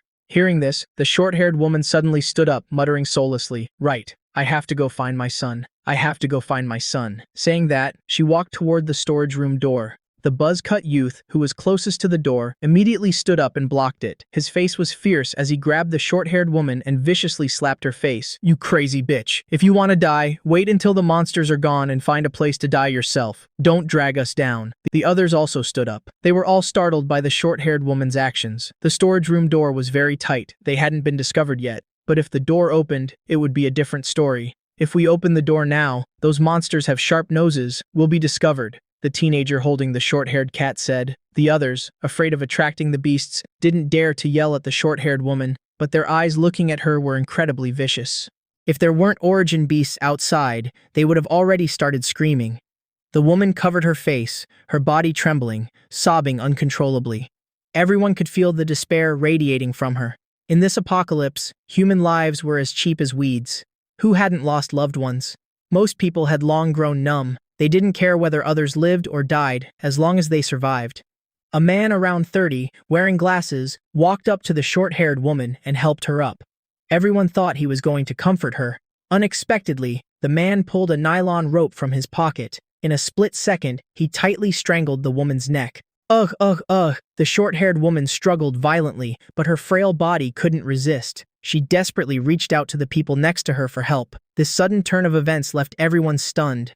The teenager was about to speak up, but the middle-aged man beside him pulled him back and shook his head. Although the others were horrified, no one spoke up, nor did anyone stop the man with glasses. Very quickly, the short-haired woman's struggles weakened, her eyes rolled back, and then she stopped moving. After murdering the woman, the man with glasses sighed, gave a faint smile, and looked at everyone in the storage room. If we didn't kill her, she would have gotten us killed sooner or later. You all agree, right? Asking if everyone agreed after killing someone. This hypocritical act was nauseating, but no one reacted. Instead, they looked at the man with glasses with eyes full of fear. The teenager was furious. The man with glasses saw it all, a vicious glint flashing in his eyes. He whispered to the teenager, "Kid, that cat in your arms. A cat this big, isn't it a mutant beast?" Everyone immediately looked at the teenager. They knew how dangerous a mutant beast was. Seeing the dead people outside, they wondered why they were hiding in this storage room where the air was getting thinner. It was because of those mutant beasts. Earlier, everyone had rushed in here in a panic and hadn't calmed down, so they didn't notice the cat in the teenager's arms. Now looking closely, the more they looked, the more they felt the man with glasses was right. The middle-aged man beside the teenager spoke up, stepping in front of him. "We raised this cat before the apocalypse. It's just a bit fat. If Linshi were here, he would recognize these two. They were Wang Liang, the person who had traded gold with him, and Chen Xiaodong, the person with the vault key. After the previous incident, the two didn't dare return to Starlight Inn. They had to wait for the military to arrive and find a new shelter before coming back. Wang Liang, who had greatly admired Linshi and Demon King, had also found a mutant beast, and a cub at that. He treated this short-tailed cat like a treasure. "Can a cat get this big? Who are you trying to fool?" the buzz-cut youth retorted unceremoniously. The long-haired woman was also terrified upon discovering the cat was a mutant beast. This creature doesn't understand human language. What if it meows and attracts the mutant beasts outside? Or what if it bites someone? Wang Liang defended his short-tailed cat. "Little cat doesn't bite. I've held it for so long and it hasn't meowed. I promise it won't meow." The man with glasses pushed up his glasses. "Animals are unreliable. How about you hand this cat over to me? I'll make sure it doesn't threaten us." Wang Liang glared at the man with glasses, shouting agitatedly, "No way! I will absolutely not hand little cat over to you." The buzz-cut youth rolled his eyes and pulled a knife from his pocket. "What are you yelling for? You want to get us killed?" I said. "Hand it over, or I'll kill you." Wang Liang gritted his teeth, his eyes full of indignation. Chen Xiaodong had also secretly pulled out a dagger. The atmosphere in the storage room was extremely tense when thump, thump, thump. A sudden knocking sound came from outside the storage room door. Everyone inside jumped. The buzz-cut youth and the man with glasses both looked at Wang Liang with murderous intent. "You damn brat! Did you attract the mutant beasts here?" A few minutes ago, Linshi led his origin beast army to Starlight Inn. The scene before him was like hell. Even having survived the apocalypse for 8 years in his previous life, he couldn't help but be startled. In his previous life, when beast tides formed, human settlements already had a certain scale. The military and armed forces of the settlements could block the beast tides. Most survivors were protected in the rear. Although he had heard of urban settlements being destroyed by beast tides, he had never seen it with his own eyes. It wasn't until he stepped into Starlight Inn that Linshi understood what true brutality was. The entire inn, originally covered in pure white snow, was now dyed red with fresh blood. Even in the blizzard, the metallic stench of blood was overwhelmingly thick. It made people nauseous. Corpses and ruins were everywhere, along with origin beasts feeding on flesh. It was like stepping into a giant frozen meat processing plant. The only difference was that what was being butchered wasn't livestock, but humans. Those eyes, either staring wide, terrified, or despairing, seemed to be questioning why the world had become like this. Linshi suddenly felt that dealing with those evolvers so easily earlier was truly too merciful. Sensing Linshi's aura, the origin beasts raised their blood-red eyes and looked in his direction. Linshi signaled behind him, "Kill them all." Demon King howled, and the wolf pack behind it charged at the feeding origin beasts. Demon King and the giant panda charged together at the highest tier origin beast. a Tier 3 lion. The number of origin beasts on both sides was roughly equal, but in terms of mass, Linshi's side was overwhelmingly dominant. Furthermore, Linshi stood on the battlefield, occasionally striking. Very quickly, at the cost of 5 Tier 1 origin beasts, they wiped out all visible origin beasts. Demon King and the giant panda also caught that Tier 3 lion. Linshi didn't subjugate this lion. He had personally seen it bite off the head of a 5 or 6-year-old girl. Being Tier 3, if it wasn't an absolutely loyal origin beast, keeping it around would be very dangerous. 61 origin beast corpses remained on the battlefield. Most were Tier 1, but there were also 4 Tier 2s and 1 Tier 3, a pretty good harvest. Linshi stored them into his spatial domain one by one. After returning and feeding his origin beast army, their overall strength would increase significantly. Of course, the most important thing was still increasing his and Demon King's strength.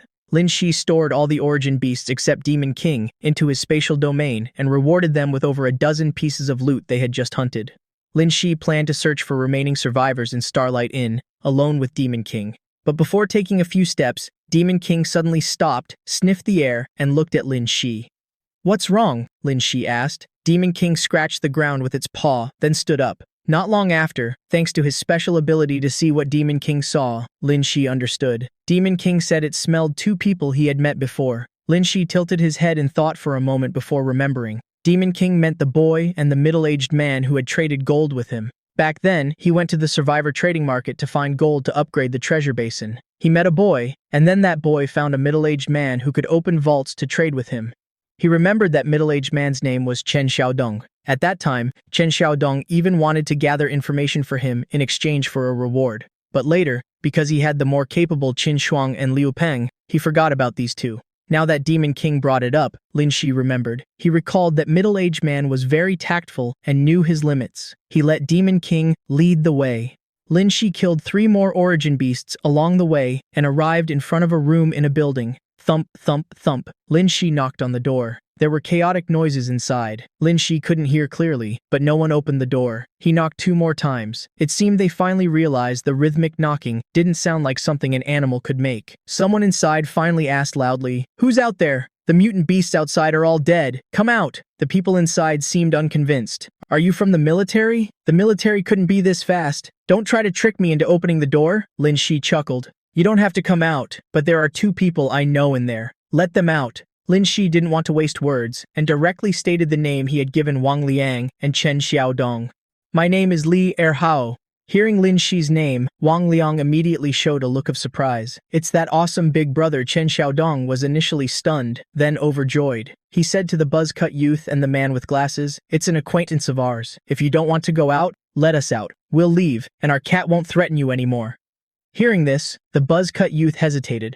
The man with glasses looked at Wang Liang and Chen Xiaodong, his greedy gaze sweeping over the cat in Wang Liang's arms. "How do we know if the person outside isn't a bad guy? What if we open the door and he harms us? How about you hand over the cat as a hostage, then I'll believe you." Wang Liang glared, but Chen Xiaodong pulled him back.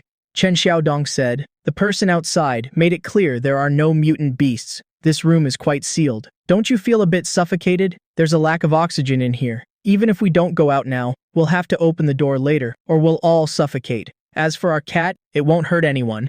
Hearing this, the buzz-cut youth and the only woman in the room both looked at the man with glasses. The man with glasses smiled sinisterly. "In that case, to prevent you from colluding with the outsider to harm us, how about we kill you 2 first?" Saying that, the man with glasses pulled a knife from his waist, his face full of murderous intent as he lunged at Chen Xiaodong. Seeing this, Chen Xiaodong also revealed the weapon he had already gripped in his hand. Although the man with glasses was young, Chen Xiaodong had been diligently exercising his body since the apocalypse began. A man over 40 like him had stamina no less than the 30-year-old man with glasses. Furthermore, the man with glasses was afraid of getting hurt, so they were deadlocked for a moment. You have to know, in the apocalypse, suffering even a slightly severe injury meant death was near.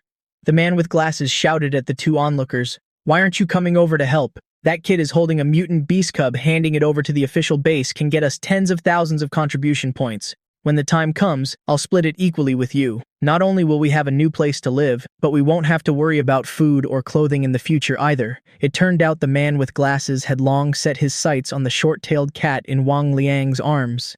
If the knock on the door hadn't sounded, he would have wanted to coax them a bit longer. But now there was no time. Tens of thousands of contribution points hearing this, the hesitation in the buzz-cut youth's eyes was instantly replaced by greed. The long-haired woman was the same. Since the apocalypse, for a bite to eat and clothes to wear, the long-haired woman had even sold her body. What was robbing someone else's cat? The two lunged forward, but not to help the man with glasses gang up on Chen Xiaodong. Instead, they flanked from behind. Together, they snatched at the short-tailed cat in Wang Liang's arms. "Don't even think about stealing my cat." Wang Liang hugged the cat tightly, struggling to back away. But how could a 14-year-old boy match two adults? The long-haired woman scratched Wang Liang's face, while the buzz-cut youth punched him squarely in the face. Just as Wang Liang couldn't hold on any longer, the short-tailed cat in his arms suddenly flashed with a light barely visible to the naked eye. The long-haired woman and the buzz-cut youth screamed in unison, clutching their heads and falling to the ground. The short-tailed cat, however, suddenly lost all its strength, becoming lethargic and weak. Before Wang Liang could understand what was happening, he heard Chen Xiaodong cry out in pain, stabbed in the back by the man with glasses. Uncle Chen. Wang Liang screamed in terror. The man with glasses pressed his advantage, stabbing several more times, each blade piercing Chen Xiaodong's chest. At the same time, the storage room door suddenly let out a creak. Linshi held a broom handle, having used a little trick to open the door. Uncle Chen. As soon as he opened the storage room door, Linshi heard Wang Liang's tragic scream. The man who had previously handed him the vault key, Chen Xiaodong, lay in a pool of blood. Looking at the scene, Linshi didn't even need to guess to know what happened. It was just a common occurrence in the apocalypse. Just now, Linshi sensed a special mental energy inside the storage room. He looked around and didn't find anyone else with energy. The only creature in the storage room emitting mental energy was that grayish-black short-tailed cat. Linshi instantly realized this short-tailed cat was an origin beast and still a cub. But for some reason, it was lethargic and weak, as if wanting to sleep. Could the strange mental energy just now have been emitted by this cat? As Linshi was speculating, the man with glasses, holding the bloodstained knife, turned his head and stared in shock at Linshi, who had broken the door down. Linshi wore a special forces uniform. Ordinary people, if not military enthusiasts, would easily mistake him for a soldier. The buzz-cut youth and the long-haired woman, who had just fallen to the ground clutching their heads, also stood up. They looked at the man with glasses with a bit of guilt. The man with glasses blinked rapidly, but his expression was very calm. He pointed at Chen Xiaodong, who couldn't speak, and began to shirk responsibility. "He attacked me first. I was just acting in self-defense. If you don't believe me, ask those two." The man with glasses shot a sidelong glance at the buzz-cut youth and the long-haired woman. His eyes were sharp and cold. "Tell him, didn't those two want to steal our cat? I wanted to take it back, but who knew they would hit people? I was just defending myself." Since the apocalypse, the Sha City military had maintained order for the survivors. Murderers caught in the act would be shot immediately. But if not caught in the act, it was a different story. Hearing this, the buzz-cut youth and the long-haired woman hastily said, "That's right. This cat was originally ours, stolen by this kid. That guy even wanted to kill us to silence us. Luckily, my brother and I have some skills, so we managed to escape." Wang Liang was so angry his face turned pale. He shouted, "Nonsense! It's obvious you wanted to steal my cat and even killed Uncle Chen." Wang Liang rushed to Chen Xiaodong's side, forgetting the kitten in his arms. He grabbed Chen Xiaodong's clothes and cried bitterly, "Uncle Chen! Uncle Chen!" The long-haired woman swiftly snatched the kitten into her arms. At this moment, Wang Liang no longer cared about his most beloved cat. Wang Liang thought to himself, if it weren't for this cat, if it weren't for his refusal to hand it over, he and Uncle Chen could have safely waited to be rescued from this storage room. He even regretted picking up this cat, bringing a fatal disaster upon Uncle Chen. But the boy was too young to understand how ruthless the man with glasses was. Even if he had voluntarily handed over the cat, he still would have been killed. Showing off wealth in the apocalypse is a sin. Chen Xiaodong had understood this long ago, so he didn't say a word, only drawing his dagger to resist. But in the end, he was still too weak. The man with glasses exchanged glances with the buzz-cut youth and the long-haired woman, preparing to leave. Seeing the three of them steal the cat and prepare to run, Wang Liang's eyes were red. He ran to Linshi and cried out, "Big brother, help me kill them. I'll give you this cat. It's my mutant beast." Wang Liang knew clearly that with his strength, he couldn't keep the cat and would only bring trouble upon himself. It was better to give it to Linshi, whom he had always admired and considered his idol. It would be a good thing for the cat too. Hearing this, the three people's expressions changed. The buzz-cut youth turned around fiercely. "Brat, don't talk nonsense. This cat is ours." Wang Liang glared at the three with hatred. You're the liars, robbers, and murderers. A vicious glint flashed in the eyes of the man with glasses, but he didn't do anything. Instead, he put on a flattering smile and said to Linshi, "Officer, I am a subordinate of Gao Yuan, the leader of the Heavenly Revelation Shelter. I used to be an official member of the shelter too. My name is Zhang Yu. How about we hand this cat in together and split the contribution points half and half?" The buzz-cut youth and the long-haired woman both changed their expressions.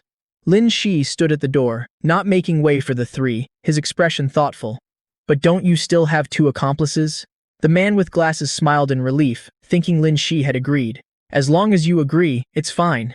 Linshi said nothing. The buzz-cut youth and the long-haired woman were furious. The buzz-cut youth was about to curse. Suddenly, the man with glasses turned around and, without any warning, plunged his knife into the buzz-cut youth's chest. The buzz-cut youth looked down at the blade piercing his heart, falling to the ground with his eyes wide open in disbelief. He never expected the man with glasses to be so ruthless and despicable. The long-haired woman was terrified by the scene and screamed. The cat also fell to the ground. This time, she was truly scared. Even with lots of contribution points, you need a life to spend them. She frantically waved her hands and backed away. "I don't want it. I don't want it." But the man with glasses had no intention of sparing her. A single slash across her throat, and fresh blood splattered onto the man with glasses. He wiped the blood off his glasses, revealing eyes as cold as a dead fish, and looked at Linshi. "Officer, I did well, didn't I?" The man with glasses was the type of person with sinister and ruthless methods, stopping at nothing. As long as he was given a little opportunity, a little chance, he could definitely live well in this apocalypse. It was just a pity that today he met Linshi. Linshi wasn't frightened by this bloody scene at all. He nodded indifferently. "All right, hand the cat over to me." After killing the long-haired woman, the man with glasses found the sleeping kitten in her arms. Hearing this, the man with glasses revealed a forced smile. "How about I deal with this kid and that old man on the ground first? I'll hold the cat, officer. You can go ahead and do it." Saying that, he pulled a dagger from his waist, holding the cat with both hands. Chen Xiaodong had been stabbed several times in the chest and wasn't dead yet, but his consciousness was blurry. In the freezing weather, wounds wouldn't lose blood as fast as in normal temperatures, so he managed to live a bit longer. But with this kind of injury, without medical rescue, he couldn't survive. Chen Xiaodong glanced at Wang Liang, who was crying uncontrollably, then turned to look at Linshi. He wanted to say something, but only blood poured out. Wang Liang thought Linshi and the man with glasses had reached an agreement. He slumped to the ground, his eyes losing their light, an expression of waiting for death. Linshi chuckled and leisurely walked toward Wang Liang. The storage room was cramped. Seeing Linshi getting closer, the corners of the man with glasses' mouth curled into a barely noticeable smile. Beneath the kitten, he had tightly gripped a small dagger, just waiting for Linshi to get close to deal a fatal blow. Split it equally? That was impossible. From the moment he saw this kitten, the man with glasses never thought of sharing it with anyone. Possessing this mutant beast, he could easily rise in the organization's ranks and accumulate a massive amount of merit. The man with glasses had already envisioned a bright future, along with a plan to kill everyone in this storage room. The distance closed.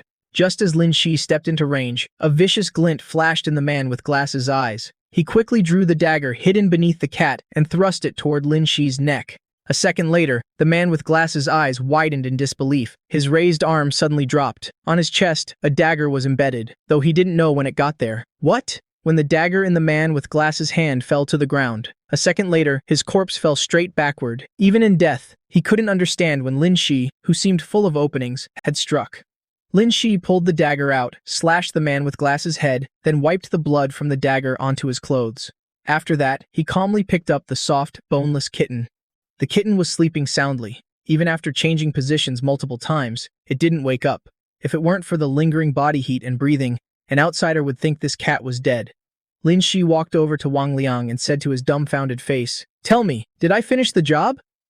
Wang Liang finally snapped back to reality. From his angle, he had clearly seen when Linshi struck. He only saw Linshi's hand twitch slightly. The dagger at his waist suddenly vanished, and instantly, it was plunged into the man with glasses' chest. Wang Liang knelt on the ground, his eyes filled with both gratitude and fear, continuously kowtowing before Linshi, sobbing, "Thank you, thank you." Seeing the ruthless demeanor of the man with glasses, Wang Liang understood that without Linshi, he would be dead for sure. The dying Chen Xiaodong, though unable to speak a word, also looked at Linshi with grateful eyes. Linshi checked Chen Xiaodong's wounds. The stabs from the man with glasses were incredibly vicious, all piercing straight into his internal organs. The wounds were deep, his chest cavity filled with blood. With these injuries, even if an apocalyptic ambulance arrived, he couldn't be saved. Suddenly, Chen Xiaodong seemed to experience terminal lucidity, his eyes gradually brightening. Wang Liang hurriedly supported Chen Xiaodong, asking with teary eyes, Uncle Chen, how are you?" Chen Xiaodong coughed up a large mouthful of blood and finally managed to speak. Looking at Wang Liang, who was crying non-stop, his eyes showed kindness and worry. Since Wang Liang's mother died, the two had depended on each other, treating each other as their closest family. Unfortunately, times were chaotic. Chen Xiaodong looked toward Linshi, his eyes pleading, "I know this request is a bit sudden and excessive, but please, for the sake of this little cat, help with this one last thing."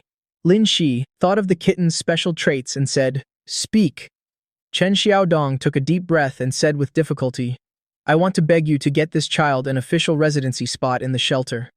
Once he's in the shelter, whether he lives or dies, has nothing to do with you. If you ever need him, his life is yours. If he makes a mistake, you can punish him however you see fit." Chen Xiaodong looked at Wang Liang, his eyes stern. "Did you hear that clearly?" Wang Liang nodded repeatedly, understanding that Chen Xiaodong was using his final moments to fight for a path of survival for him.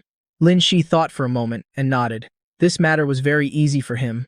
A young origin beast cub, possessing a special innate ability, was worth at least 100,000 contribution points. A residency spot in the shelter only required 500 points. He had gene pills in his spatial domain, each worth 10,000 contribution points. For this small matter, having Liu Pang lead people to do it would be enough. Hearing Lin Shi agree, Chen Xiaodong breathed a sigh of relief, his expression looking as if a heavy burden had been lifted. Wang Liang sobbed beside him. Lin Shi left the final moments for the two of them, telling Wang Liang to wait for him in the storage room, then walked out. Demon King was sitting guard outside the door. Seeing Lin Shi come out, it hurriedly approached affectionately. Lin Shi patted Demon King and placed the kitten in front of it. "Look at this, a new comrade." Demon King saw Lin Shi appear, holding something, and immediately rolled its eyes. It sniffed the sleeping, short-haired kitten. Lin Shi placed the kitten in front of Demon King and said, "This is a cat. You raise it." Cats and dogs usually didn't get along due to different personalities, easily causing hostility. But cats and dogs raised together from a young age could also be close. Demon King looked down at the tiny creature it could kill with a single swat. It gently nudged the cat, seemingly checking if it was breathing, showing a look of annoyance. The short-haired cat had no intention of waking up. It was pushed back and forth by Demon King like a ball of fluff. Lin Shi scooped the kitten into his arms and shook it again. The cat was still asleep. "Fine. We'll build your relationship later." The agonizing cries of Wang Liang echoed from the storage room. Demon King tilted its head, looking toward the storage room in confusion. Just a moment later, Wang Liang walked out with red eyes. Following Chen Xiaodong's instructions, not daring to make Lin Shi wait long, Wang Liang held a pile of clothes stripped from the corpses in the storage room, along with daggers and swords. Even Chen Xiaodong's outer coat had been taken off. Logically speaking, these were all Lin Shi's spoils of war. In the freezing apocalypse, weapons and warm clothes were precious supplies. Wang Liang trembling handed them to Lin Shi. Wang Liang remembered Chen Xiaodong's dying words. "The past is in the past, live well." But he couldn't bear to leave Chen Xiaodong's body exposed. He stripped the clothes off the others, but only took Chen Xiaodong's outer coat and dagger. He didn't know if Lin Shi would be angry, because other survivors would strip the dead completely bare. Even before the icebreaker arrived, when food was scarce, some people only left behind skeletons. That was the survival instinct of apocalyptic survivors. To survive, they wouldn't pass up any supplies. In his previous life, Lin Shi did the same, but these things were nothing but garbage to Lin Shi now. Lin Shi glanced at Wang Liang's pile of blood-stained clothes, which had a strange smell and unknown stains, and frowned. "Handle the clothes yourself. Leave the weapons here." Actually, Lin Shi didn't need them, but since there were outsiders, he had to put on a proper show. Wang Liang was stunned, then overjoyed and grateful. He knelt and kowtowed a few times before Lin Shi. "Big brother, can I go back and dress Uncle Chen properly?" Wang Liang looked at Lin Shi pleadingly. Lin Shi waved his hand. "Hurry up." Wang Liang gratefully thanked him, went back into the storage room to dress Chen Xiaodong properly, and then came out. In his hand, he held a backpack. The wearable clothes were put on, and the rest were stuffed into the backpack.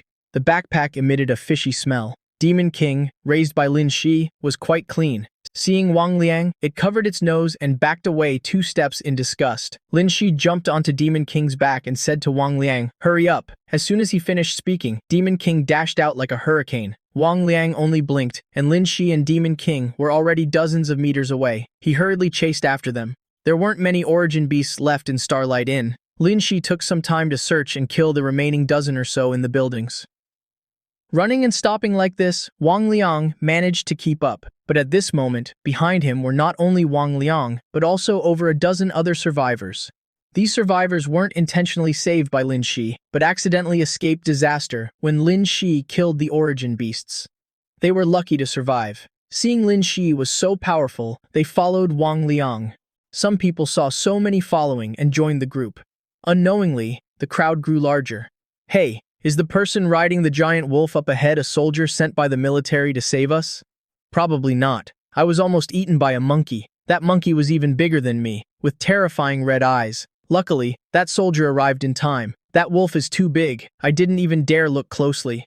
And that person dares to ride it looking at that person and the giant wolf. He must be at least an officer in the military's Evolver squad. That kid has been following him the earliest. Let's ask him. Someone pointed at Wang Liang, who was running and panting. A skinny man, so thin he seemed to have barely any flesh on him, approached Wang Liang. "Little brother, is the person up ahead a military officer coming to save us?" Wang Liang glanced at the man, pursed his lips, and didn't answer. He couldn't reveal any information related to Linshi, whether confirming or denying. Seeing Wang Liang say nothing, the man was a bit annoyed. "Hey, I'm asking you say something." Wang Liang not only didn't answer, but ran even faster. The others behind him were also running out of breath. Seeing this, they got angry. Where did this uneducated brat come from? If he won't tell us, we'll just ask ourselves. Look at him, all alone, probably from a poor family. No need to stoop to his level. "Let's go. Let's go ask that officer." Linshi delivered a sharp slash to the neck of the wild boar in front of him, severing nearly half its head. Dodging the splattering blood, he quickly retracted his blade. That bulky halberd axe was too heavy. Carrying it on his back every day was very inconvenient, and it wasn't suitable for hastily pulling out of his spatial domain. Therefore, unless he encountered a strong enemy, a standard military knife was enough to handle these low-tier origin beasts. The wild boar fell. All the origin beasts in Starlight Inn had been completely wiped out. Including the batch of origin beasts killed near the Starlight Inn entrance earlier, he had harvested a total of 76 origin beasts. Among them were 1 Tier 3, 8 Tier 2s, and 67 Tier 1s. A very rich harvest. Linshi dragged the wild boar's corpse and placed it with the other sorted origin beast corpses. Earlier, when no one was around, Linshi had already stored most of them in his spatial domain. On this open clearing, only over a dozen origin beast corpses remained. Many survivors ignored the thick stench of blood, standing beside the pile of beast corpses, their eyes revealing greed. Linshi sneered inwardly. He didn't mind others coveting them. If they wanted to look, let them look. But if anyone dared to lay a hand on them, don't blame him for killing. Fortunately, Linshi and Demon King had a massive deterrent effect. Even though many coveted the corpses, thinking Linshi was from the government, they didn't dare act rashly. After all, the post-apocalyptic government was always strict, disregarding pre-apocalyptic laws. As long as you violated the current government rules, you would be killed as a warning. Linshi lifted a wild boar weighing several hundred pounds with just one hand. This scene was also one of the reasons the survivors didn't dare act rashly. At this moment, a few survivors approached Linshi. A skinny man, rubbing his hands together, smiled flatteringly and asked, "Excuse me? Which military officer are you? You saved us. We will forever remember your kindness." Linshi turned his head and saw a few survivors standing over 2 meters away. Among them were 3 women. Seeing Linshi look over, the 3 exchanged glances and deliberately struck poses. One even tried to act coy by running her fingers through her hair. But in this freezing cold, everyone was wearing thick, bulky clothes. From a distance, it was hard to tell men from women, let alone make out any curves. The one running her fingers through her hair, who knows how long it had been since she washed it. It was tangled in clumps. Actually, Linshi didn't discriminate against women who relied on themselves to survive. He even found these women cleaner than those who robbed and murdered. But that didn't mean he accepted them or liked their misunderstandings. He said coldly, "Since you're saved, then leave. The smell of blood here is strong. It's very easy to attract mutant beasts." Linshi's voice wasn't loud, but it clearly echoed in almost everyone's ears. Everyone showed a look of panic. Someone asked, "Brother, could you please take us to a safe place? We will remember your kindness for the rest of our lives." "Yes, we will set up a longevity tablet for you. You are our hero. Please help us to the end. Everyone chimed in with praises, almost lifting Linshi to the heavens. Linshi sneered inwardly. The mask he had before was licked by Demon King, so he had changed to another one on the way to Starlight Inn.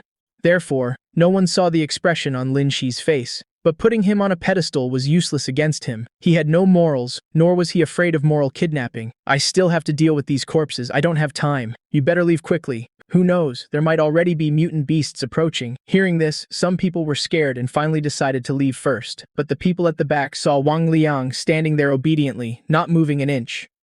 A few people, seeing others stay, got greedy and stayed as well. About 30 people remained. Linshi ignored this group of people seeking death and said to Wang Liang, "Wait for me here. I'll be back in a bit." Saying that, he told Demon King to stay and guard the corpses, then walked toward Starlight Inn himself. He planned to find a secluded spot to release the wolf pack from his spatial domain, let them clean up the origin beast corpses in Starlight Inn, and then find another secluded spot to store them back into the spatial domain. Although a bit troublesome, it was discreet. Moreover, doing it multiple times wouldn't take much time. After Linshi left, Demon King sat obediently in place. Wang Liang didn't dare get close to Demon King, standing a few meters away. The remaining 30 or so people secretly thought that as long as they didn't leave, Linshi wouldn't leave them to die. A cautious person approached Wang Liang. It was still the skinny man who had spoken to Linshi earlier. His name was Jia Luxin. He had previously run with Wang Liang and was one of the few lucky ones saved from the beast's mouths by Linshi. Jia Luxin approached Wang Liang again, a fake smile on his face. "Little brother, what's your relationship with that officer? He told you to wait for him here? Are you two together? Are you planning to go back to the official shelter together?" Wang Liang was still immersed in the sorrow of Chen Xiaodong's death. Seeing this person approach again, almost trying to play tricks, he directly ignored him. He heard these people bad-mouthing him behind his back, but chose to ignore it. He remembered Chen Xiaodong's dying words. "Being talked about by others is fine, but if anyone tries to harm you and your strength is equal, you must retaliate tenfold. If you don't know what to do, learn from Linshi." Seeing Wang Liang ignore him, Jia Liuxin was furious. Glancing at Demon King sitting quietly to the side, he barely held back from slapping Wang Liang. He sized Wang Liang up from head to toe. Torn, dirty, ill-fitting clothes, and hands chapped from the cold. No different from anyone else here. Jia Liuxin thought Wang Liang was just lucky. He met Linshi first, and being young, received special treatment. A middle-aged woman came over, took a frozen fish from her coat, and shoved it into Wang Liang's arms. "Little brother, help us out. Ask that soldier to find us a place to stay. It's full of man-eating beasts outside. Leaving here means certain death. Dying here is better than dying out there." Boo-hoo, saying that, she wiped her tears. Hearing her cry, Wang Liang felt sympathetic, but still firmly said, "I'm sorry, I don't want your fish. I can't do anything. Little brother, do you have the heart to watch us die?" Another woman also looked at Wang Liang, crying. Wang Liang lowered his head. He knew he couldn't even save himself. How could he save others? He didn't dare give them any hope, flatly refusing. "You guys should leave quickly. It'll be too late when the beasts arrive." Seeing Wang Liang impervious to both soft and hard tactics, the crowd grew angry. "Don't think just because you have someone protecting you, you're all that. You're just lucky an orphan, your whole family is dead, and you don't even know how to accumulate good karma. What makes you better than us?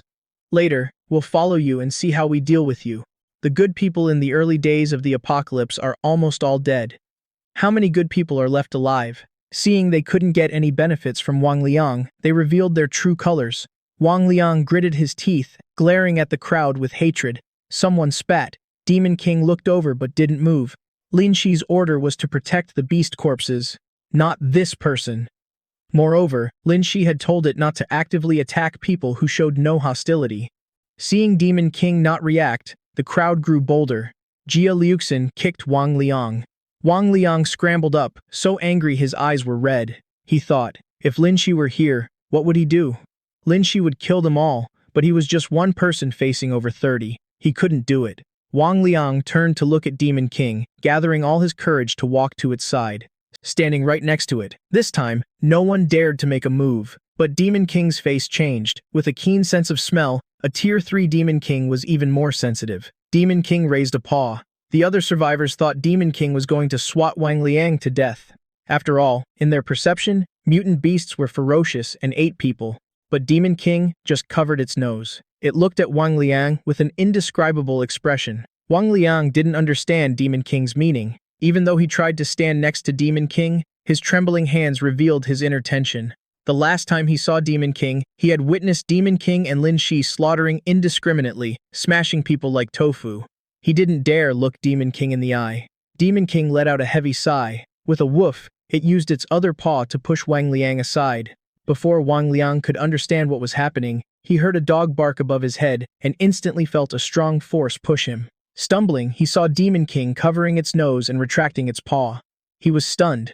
Those who had just been mocking Wang Liang burst into laughter. Even though they didn't see Wang Liang get swatted or bitten to death, this scene was enough for them to mock him.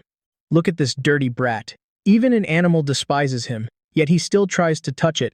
Jia Luxin, the one who said that, was glared at by Demon King.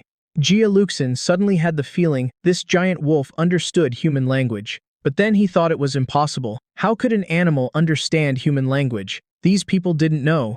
Demon King not only understood human language, but could also write. Every word they said, Demon King heard clearly. Someone noticed the dog bark just now and said in surprise, "Did I just hear a dog bark? Are there dogs this big? If I had a dog like this, I would have stewed it in a pot months ago." The person who said that also received an intense stare from Demon King. Wang Liang was still in shock from Demon King's actions. In his heart, he was both afraid and in awe of Demon King's behavior just now. Those actions and expressions were too human-like. Wang Liang tried to look straight into Demon King's eyes. Demon King glared. "Stay away from me." Wang Liang felt he understood the meaning in the dog's eyes and backed away a few steps. "Little bastard, don't get any closer. Look how dirty you are. Even a dog hates you." Wang Liang looked at his dirty clothes, then glanced at Demon King's clean fur and backed away a few more steps. "Yeah, that's right. We're all commoners. Do you think you're special? Tell the truth. How did you catch that officer's eye? Tell us something useful, and we'll spare your life." Jia Luxin said, pulling out a dagger. He and a few other survivors advanced toward Wang Liang simultaneously. Wang Liang pulled a knife from his pocket and swung it, stopping them. "Get lost." Jia Luxin revealed a sinister look. "Brat, don't think we don't dare kill you. If we kill you, bury you, and tell that officer this dog ate you, do you think he'll believe it?" A few others also chuckled threateningly. The other survivors watched like it was a circus act. They didn't think Jia Luxin said anything wrong. Mutant beasts, right? Eating people is normal. When the time comes, smear some blood on the dog's mouth. Who wouldn't believe it?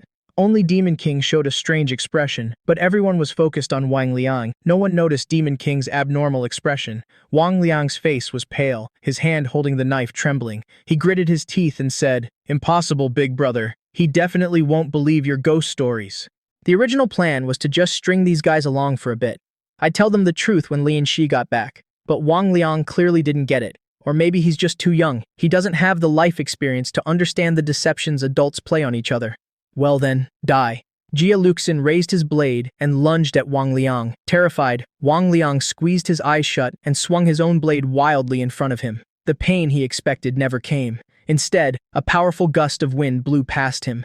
Then, a blood-curdling scream echoed beside him. The Demon King had suddenly rushed to Wang Liang's side. It raised a massive paw, snatched Jia Luxin, and swatted him away. The Demon King's strength was terrifying. That single blow hit Jia Luxin like a sledgehammer.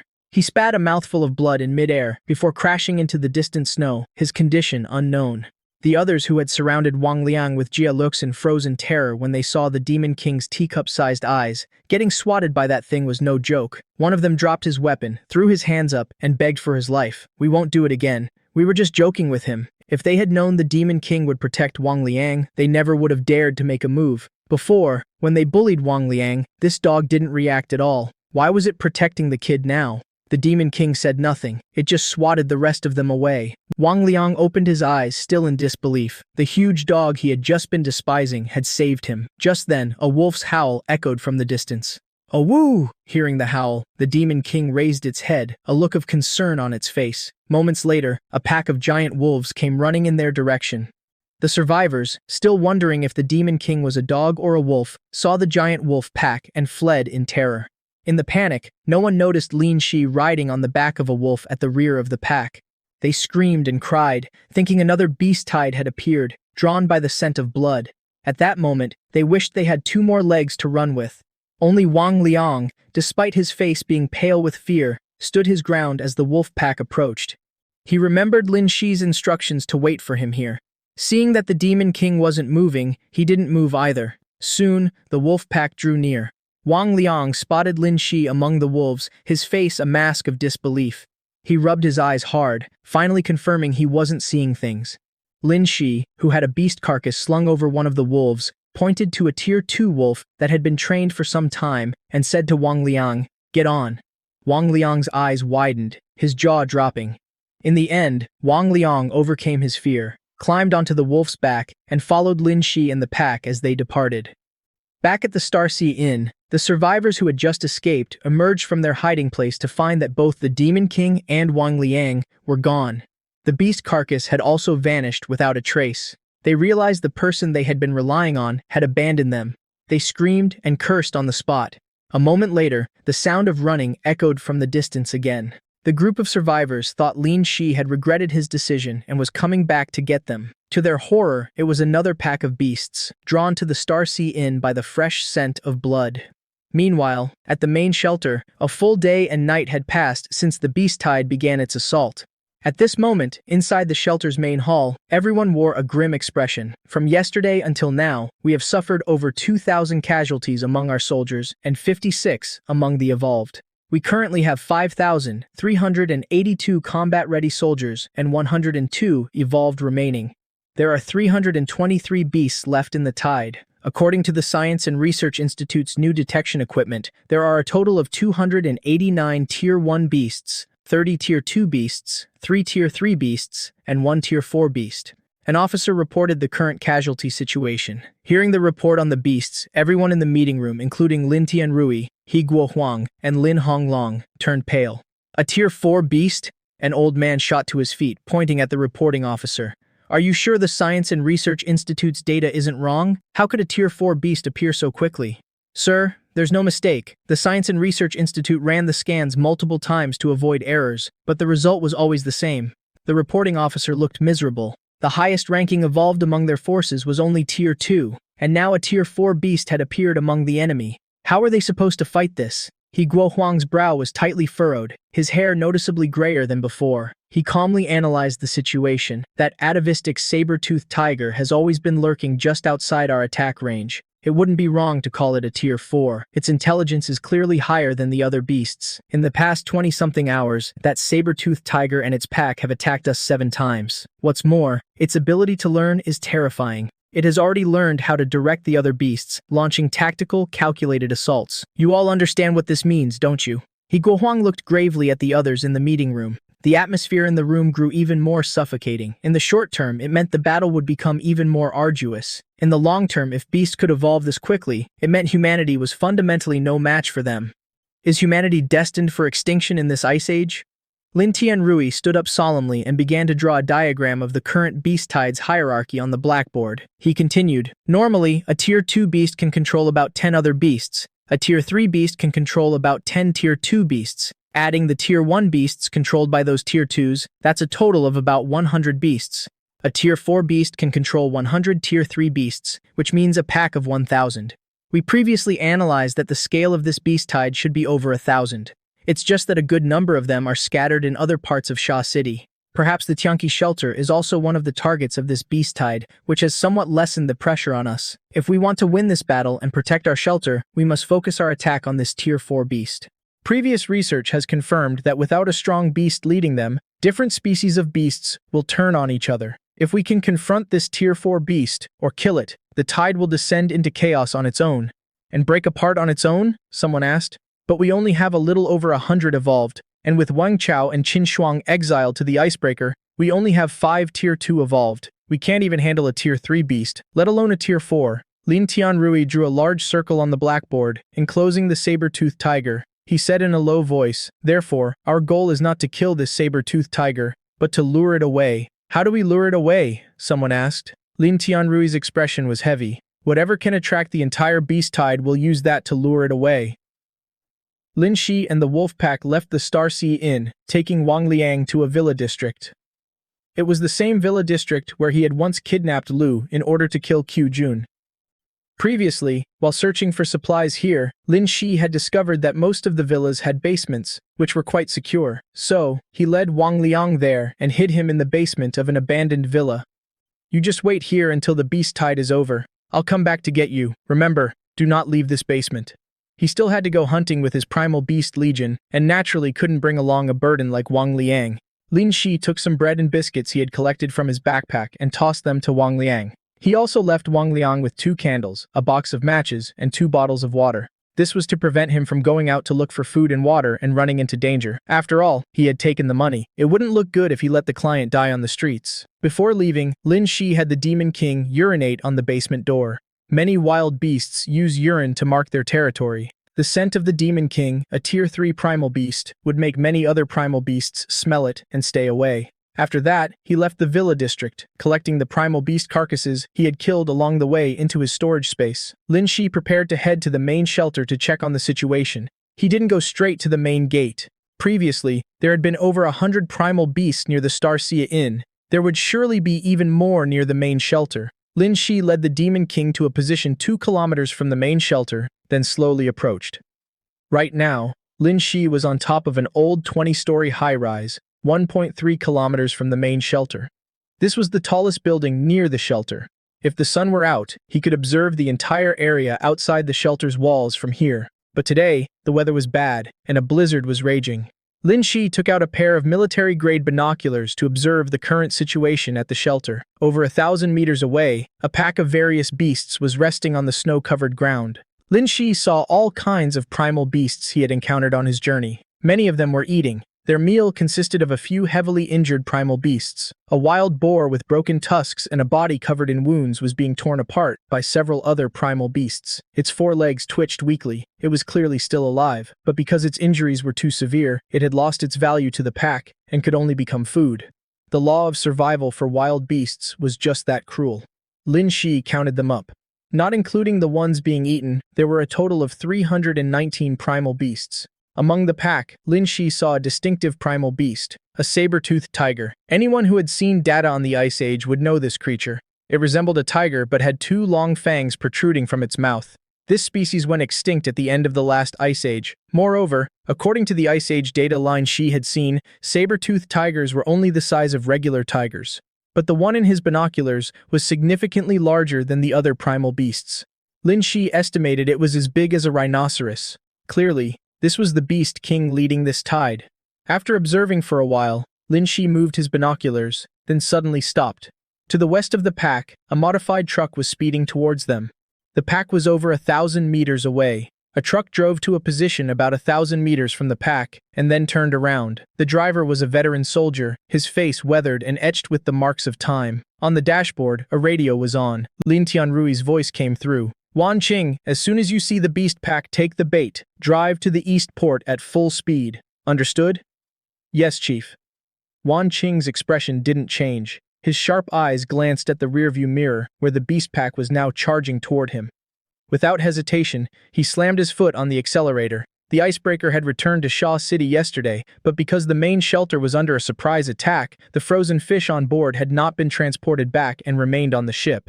Lin Tianrui's plan was to use this frozen fish to lure the beast pack elsewhere. These beasts are starving, aren't they? Then let's feed them. Compared to humans armed with weapons, intelligent beasts like the saber-toothed tiger would surely understand that taking this frozen fish is the wiser choice. Would the beasts eat fish? In a state of food scarcity, even the fiercest beasts wouldn't be picky.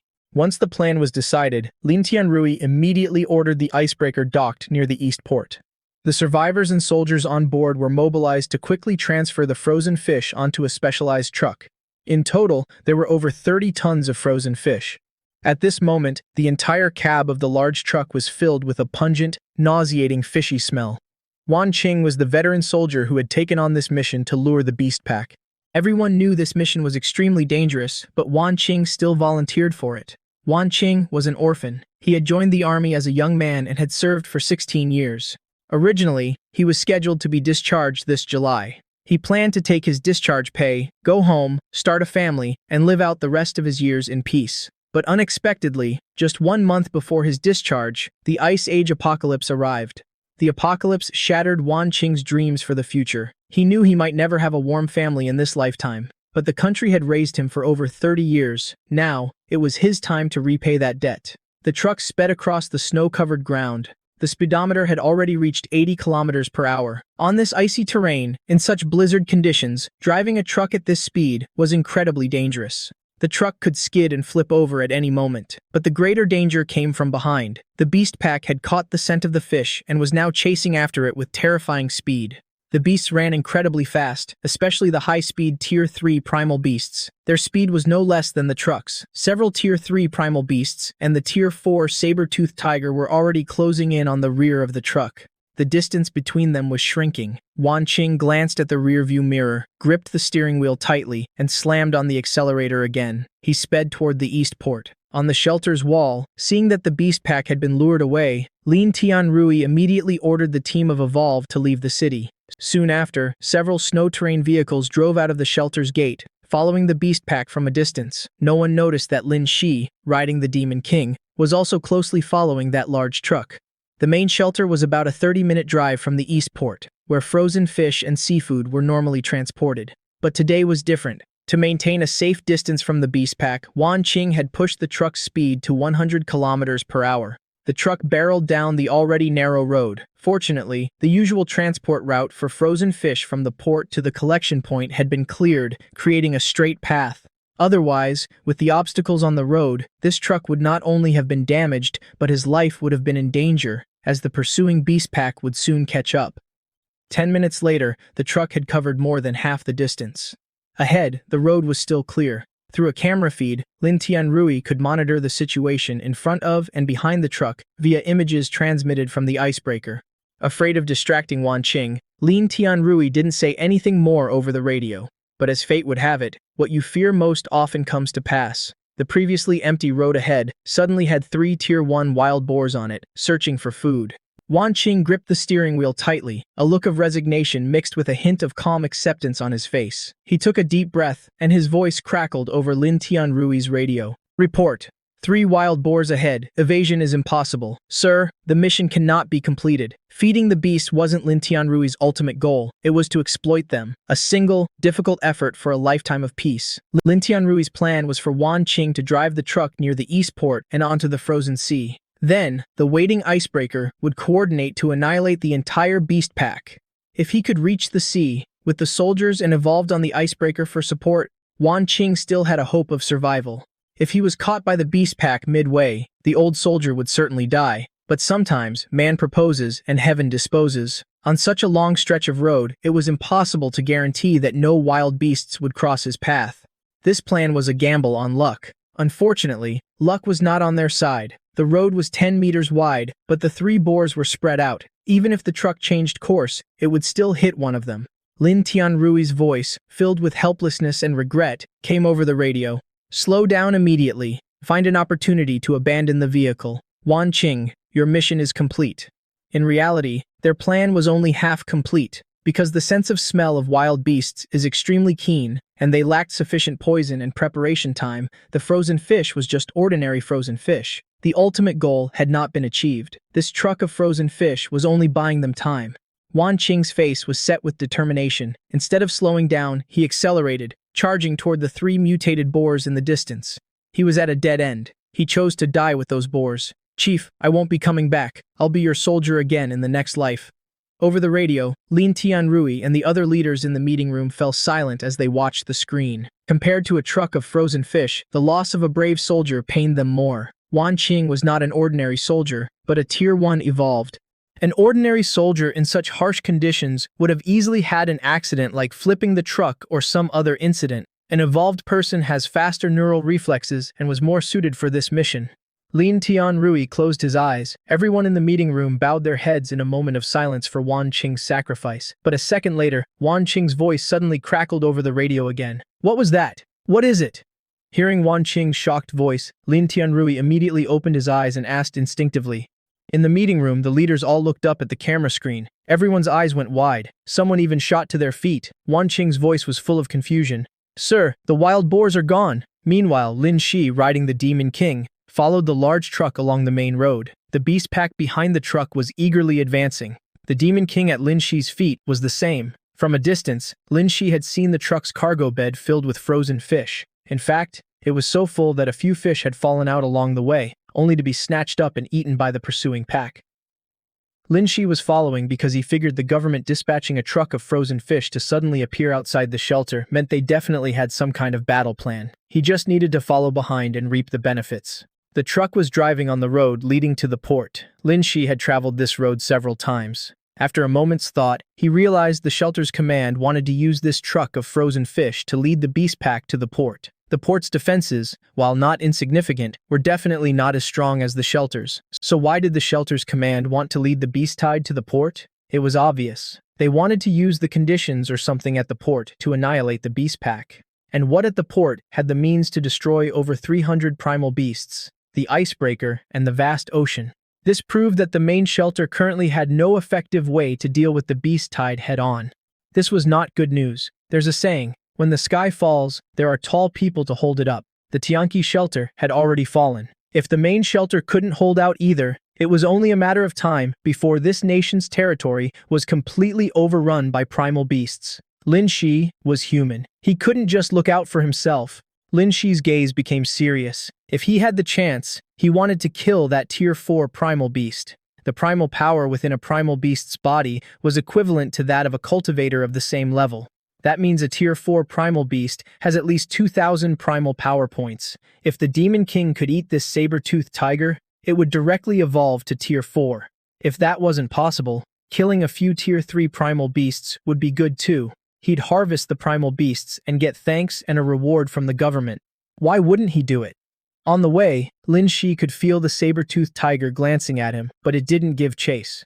Compared to a single person, the truck of frozen fish was clearly more attractive to the beast pack. If it did chase him, Linshi had his own ways of leading the beast pack along the original route to the port. At the truck's current speed, it would reach the port in less than 10 minutes. But very quickly, Linshi discovered an unexpected situation. After evolving to Tier 3, Linshi's eyesight was excellent. He spotted the 3 wild boars appearing on the truck's path even before Wanqing did. After thinking for just a second, Linshi gave an order to the Demon King. Demon King, full speed. Let's see if you can rush over there before the truck hits those boars. Hearing this, the Demon King immediately shot up, its expression serious. Its eyes, already red, now glowed with an eerie, brilliant crimson light. Linshi, sitting on the Demon King's back, clearly felt its speed skyrocket, becoming even faster than the truck. Linshi frowned. As expected, this dog was usually just slacking off. However, Linshi was certain this speed couldn't be maintained for long, but for now, it was enough. At first, Linshi and the Demon King were running on a small path parallel to the main road the truck was on. They were about a few dozen meters from the truck. Wanqing was focused on driving and didn't notice Linshi to his left. At that moment, thanks to the Demon King's burst of speed, man and beast quickly overtook the truck and ran ahead of it. But they were still on the small path. When the Demon King ran parallel to the wild boars, the distance between the truck and the boars was less than 200 meters. Linshi patted the Demon King's neck, signaling it to change direction. Without a word, the Demon King understood Linshi's intent and immediately charged toward the wild boars.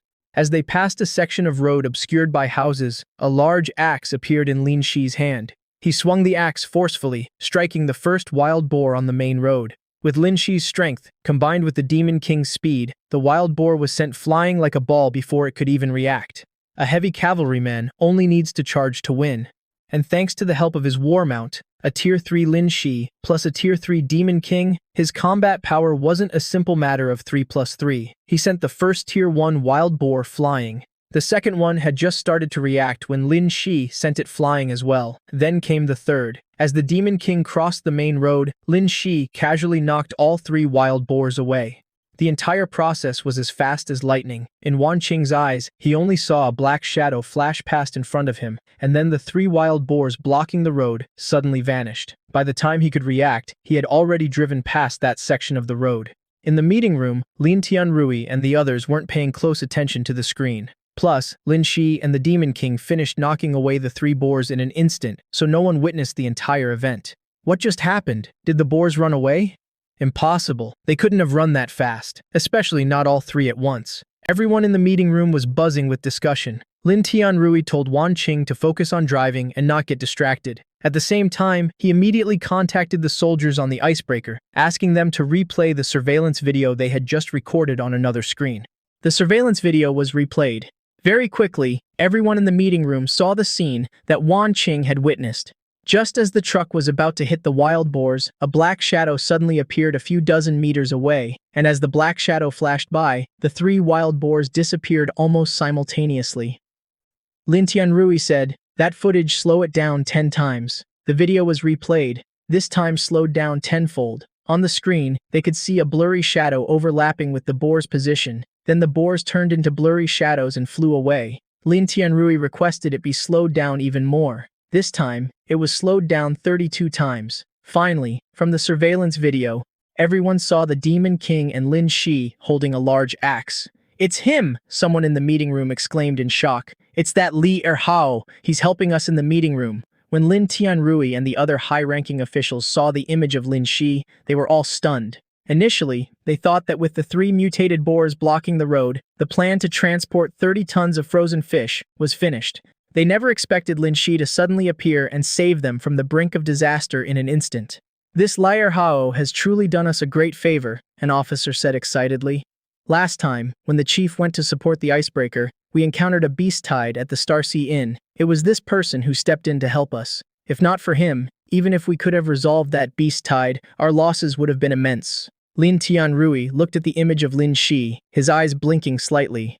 "So, we have received this person's help twice now." In the meeting room, Wang Chao nodded in agreement, adding, "The mutated potato that can be mass cultivated was also discovered by him.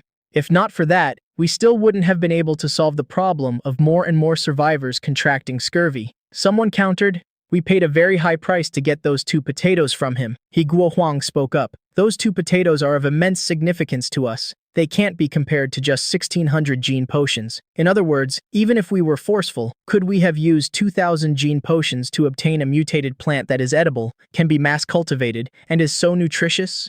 Could anyone have found it?" The person who had initially objected immediately fell silent. "I never expected that although this person has a peculiar personality and acts as a lone wolf, he understands the greater good. I agree. A contribution this great must be rewarded, and rewarded generously." Lin Honglong looked around at everyone in the meeting room and said, "From this video, this person's combat strength is very powerful." "Wang Chao, you've unlocked your Tier 2 genes. Tell me, if you were to do what Li Erhao just did, could you do it?" Wang Chao thought for a moment. "I couldn't. That weapon is massive. Just by looking at it, it has to be at least 1 or 200 jin. Being able to hold such a weapon and using it proficiently are 2 different things. Moreover, a Tier 1 mutated wild boar weighs at least 400 jin.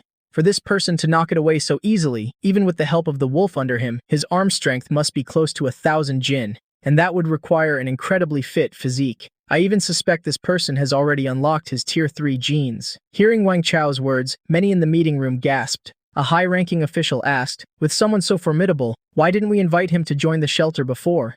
The evolutionary path for humans and wild beasts is different. After evolving, humans need to unlock their genes to maximize their combat power. A Tier 2 evolved can defeat a Tier 2 primal beast while their genes are unlocked. But unfortunately, the duration is limited, and if they're not careful, the side effects can turn victory into defeat. But upon reaching Tier 3, the human body has eliminated the side effects of gene unlocking. Their combat power increases exponentially. A Tier 3 evolved can easily defeat a primal beast of the same tier in a one-on-one fight. If they coordinate with others and use weapons, they can even win against superior numbers.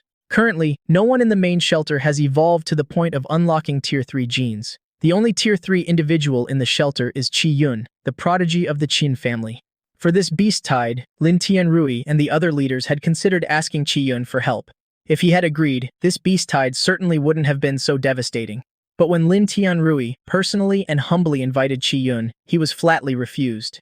Qi Yun's subordinates even mocked them, implying that the main shelter didn't even have a single Tier 3 person and had to seek outside help. This secretly infuriated everyone. If they had a Tier 3 evolved, why would they have to endure this? An officer who knew the situation said, "Sir, last time Wang Chao tried to recruit this person, but Lu Bang caused trouble due to a personal conflict, so it didn't work out." Hearing the name Lu Bang, a complex expression appeared in Lin Tianrui's eyes. The beast storm at the Starlight Inn had caused heavy losses to his evolved squad, leaving only a few survivors. The leader of that squad was Lu Bang. The other high-ranking officials, who didn't know the relationship between Lu Bang and Lin Tianrui, were furious. They cursed and swore at Lu Bang. If Lu Bang weren't already dead, he would surely have to die a second time. But saying these things now was pointless. They could only focus on the problem at hand. On the monitoring screen, based on the estimated distance, Wanqing was only 3 minutes away from the east port. On the icebreaker, after receiving the coordination directive from the main shelter, an officer and several soldiers went to the observation room to monitor the situation.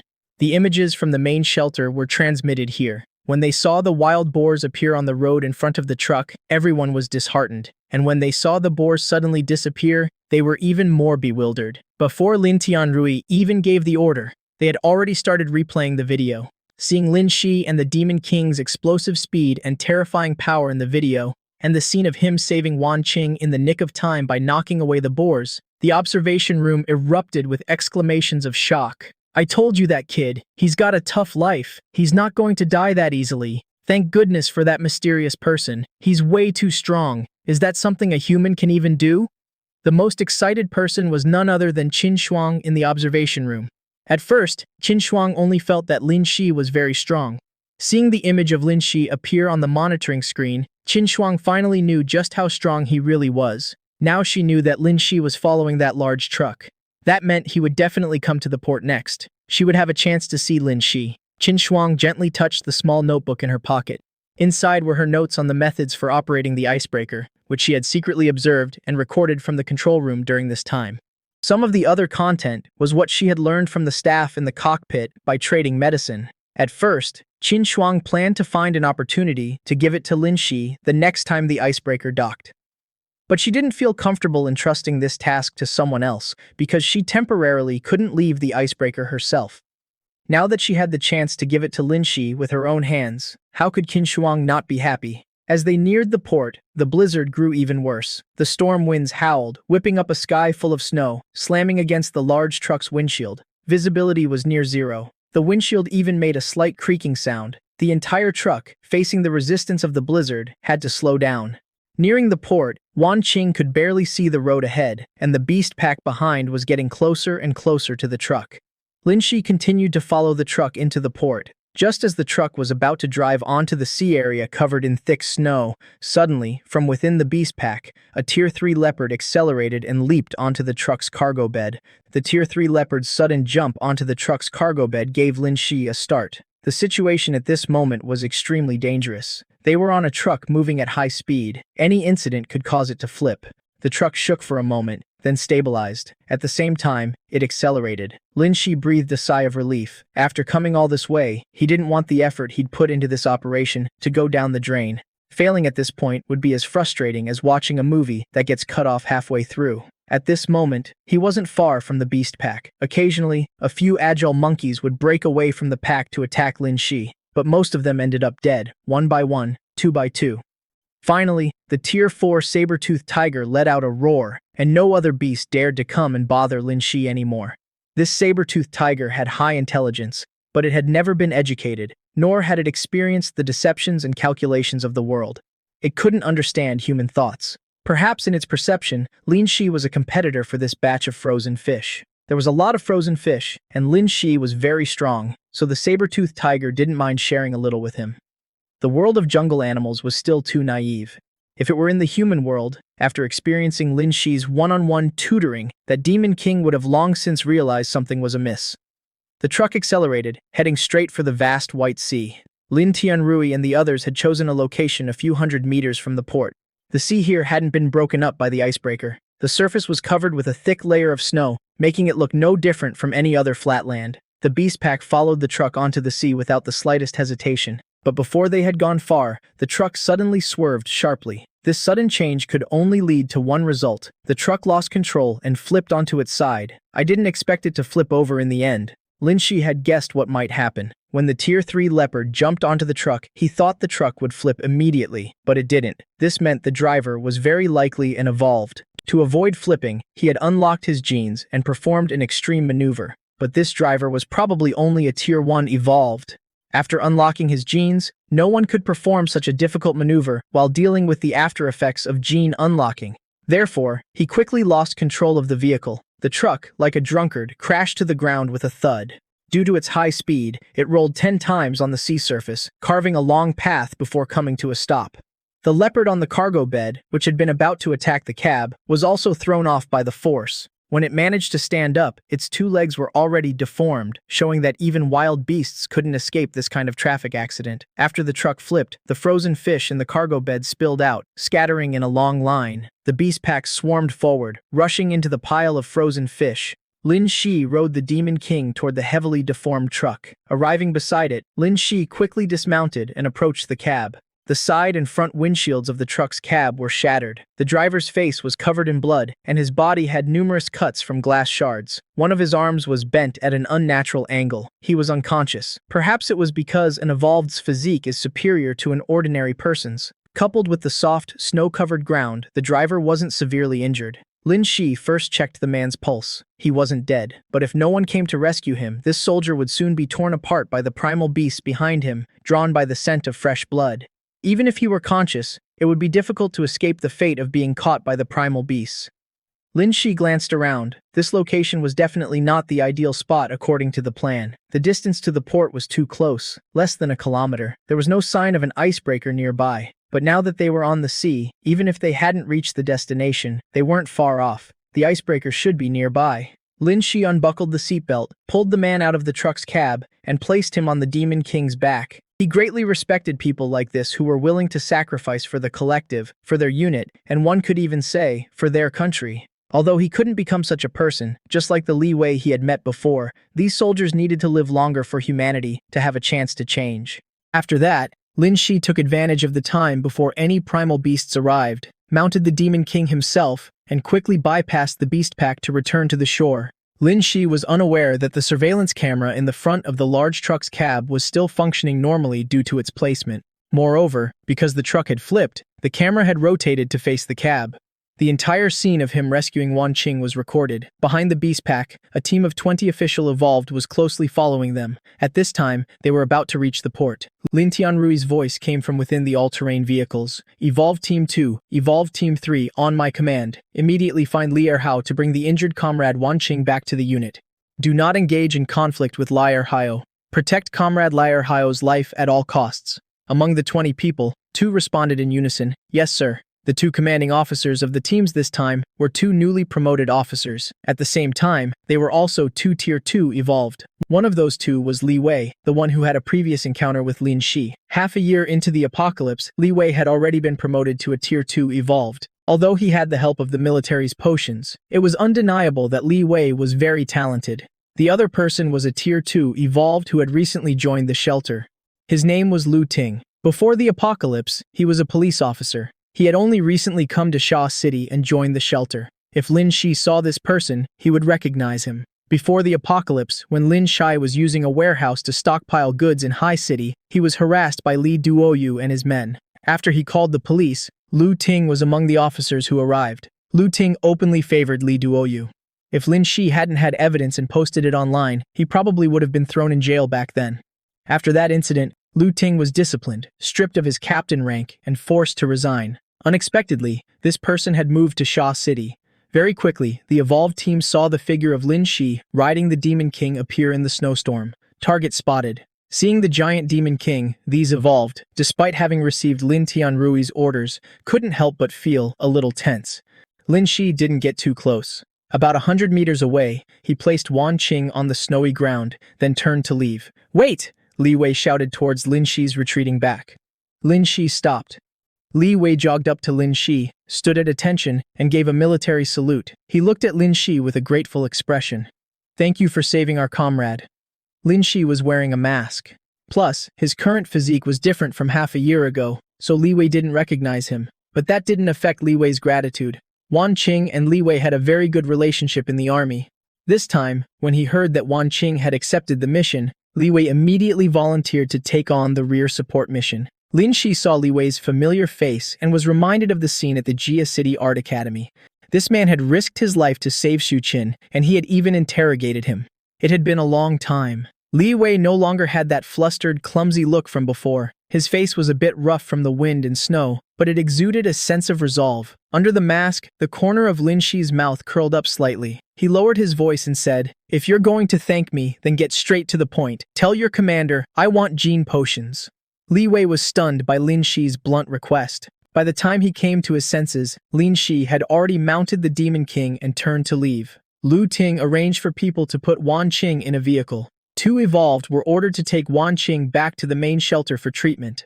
After finishing his arrangements, Lu Ting came over to Li Wei's side, watching Linshi's figure disappear into the snowstorm. "What did that person just say?" Li Wei relayed Linshi's words. Lu Ting sneered. "I thought he was some righteous hero. Turns out he's just a greedy opportunist. What a piece of work." Li Wei frowned, disagreeing with Lu Ting, but he wasn't good at arguing and didn't know how to refute him. Li Wei understood that without Linshi, Wan Qing would have certainly died. The original plan was to reach the sea area far from the shore. Wan Qing would dump the frozen fish from the truck into the sea and then continue driving. The evolved team would then pick up Wan Qing, but when the truck flipped, they couldn't get there in time to help. In Li Wei's view, Linshi had risked his life to save Wan Qing. Asking for a little reward was not unreasonable. This wasn't peacetime. Even in peacetime, you'd get a reward for saving someone. At this point, they still didn't know that Linshi had also knocked away the wild boars on the road. If he knew, Lu Ting probably wouldn't dare to say such things. Of course, that's assuming he didn't know Linshi's true identity. Afterwards, Li Wei and Lu Ting led the remaining evolved, according to the plan, to break the ice in the area of the opposite shore. Before sending out the truck, Lin Tianrui had already ordered the icebreaker to clear sea lanes to the south and north, guiding the beast pack into a pre-cleared sea area. Once the evolved team broke the ice on the opposite shore, the beast pack would lose its escape route. They could only run east. To the east was the direction the icebreaker was preparing to approach from. The beast pack would be trapped on a large ice floe, unable to retreat. At that time, the evolved team would be on the port shore to gradually eliminate the beasts that could swim. After completing the task of blocking the beast pack's retreat, Lu Ting immediately contacted Lin Tianrui. "Chief, step 2 is complete." Lin Tianrui: "Excellent. Wait for the icebreaker to shatter the ice surface. You guys shoot and kill any of the mutated beasts that can swim from the shore." "Did you see Li Erhao?" Lu Ting said contemptuously. "We saw him. Li Erhao brought Wan Qing back. He told the chief to prepare gene potions for him as a reward." After speaking, Lu Ting waited for Lin Tianrui to get angry. In his mind, this kind of quid pro quo would surely displease Lin Tianrui. But Lin Tianrui only paused for a moment, then said, "It's fine. The next time you see him, tell him to wait until this is all over to come and get it. We will not treat someone who has rendered great service unfairly." Lu Ting's expression flickered slightly. Lin Tianrui had already hung up. Lu Ting had only joined this place recently. "Li Wei, is our chief always this easy to talk to?" Li Wei continued to stare calmly into the distance and said, "Don't discuss the chief behind his back." At this moment, 2 kilometers away, the icebreaker, having received its orders, was accelerating toward the location where the large truck had stopped. Linshi had arrived at another location at the port. Looking at the straight path carved out of the sea ice by the snowmobiles, Linshi looked puzzled. "Are they trying to lead a dog down a dead-end street?" Linshi whispered. The Demon King turned its head to look at Linshi with a confused expression. "I'm not talking to you." Linshi summoned his primal beast legion from his storage space and said to the Demon King, "In a bit, you lead the wolf pack and wait here. If you see any primal beasts swimming over, kill them. Understood? If you see the saber-toothed tiger, send a wolf to inform me. I'm heading north." The Demon King wagged its tail, its expression confident. The icebreaker would shatter the sea ice. The primal beasts that could escape would surely jump into the sea. Most of the primal beasts in the pack couldn't swim, so only a few would escape. It would be easy to handle. Linshi was responsible for leading the panda, the long-armed ape, and the clouded leopard to hold down the northern direction. Killing all 300-plus primal beasts was out of the question, but killing a few stragglers who tried to escape wouldn't be a problem. Linshi's main target was that saber-toothed tiger. If this saber-toothed tiger couldn't swim and fell into the sea, he would have a chance to immediately collect it into his space. Before they split up, Linshi warned the Demon King again. "If you see the icebreaker getting close, run immediately." Then he led the panda in another direction. At this moment on the sea, the saber-toothed tiger was enjoying the frozen fish. The leader of the beast pack was still completely unaware. 30 tons of frozen fish was a huge amount. The beast pack had been hungry for a long time. They would first eat their fill before dealing with the remaining 20-plus tons. Even while feasting, the saber-toothed tiger didn't forget to have a dozen or so primal beasts stand guard around them. Seeing this saber-toothed tiger was very intelligent. But its knowledge was limited. It didn't know that the human world had something called an icebreaker. Suddenly, the saber-toothed tiger's ears twitched. It raised its head and looked into the distance. The blizzard at the port was heavy, obscuring its vision. The distance was a blur, and it couldn't see anything clearly, but it heard the sound of cracking, shattering, and heavy objects falling into the water. Sensing danger, the saber-toothed tiger looked around uneasily, opened its mouth, and roared at the sky. Roar. All the primal beasts immediately stopped eating. Crack, crack. The sound of ice breaking echoed continuously, getting closer and closer. Very quickly, the icebreaker emerged from the distance, bringing with it a colossal black shadow. The saber-toothed tiger finally realized something was wrong.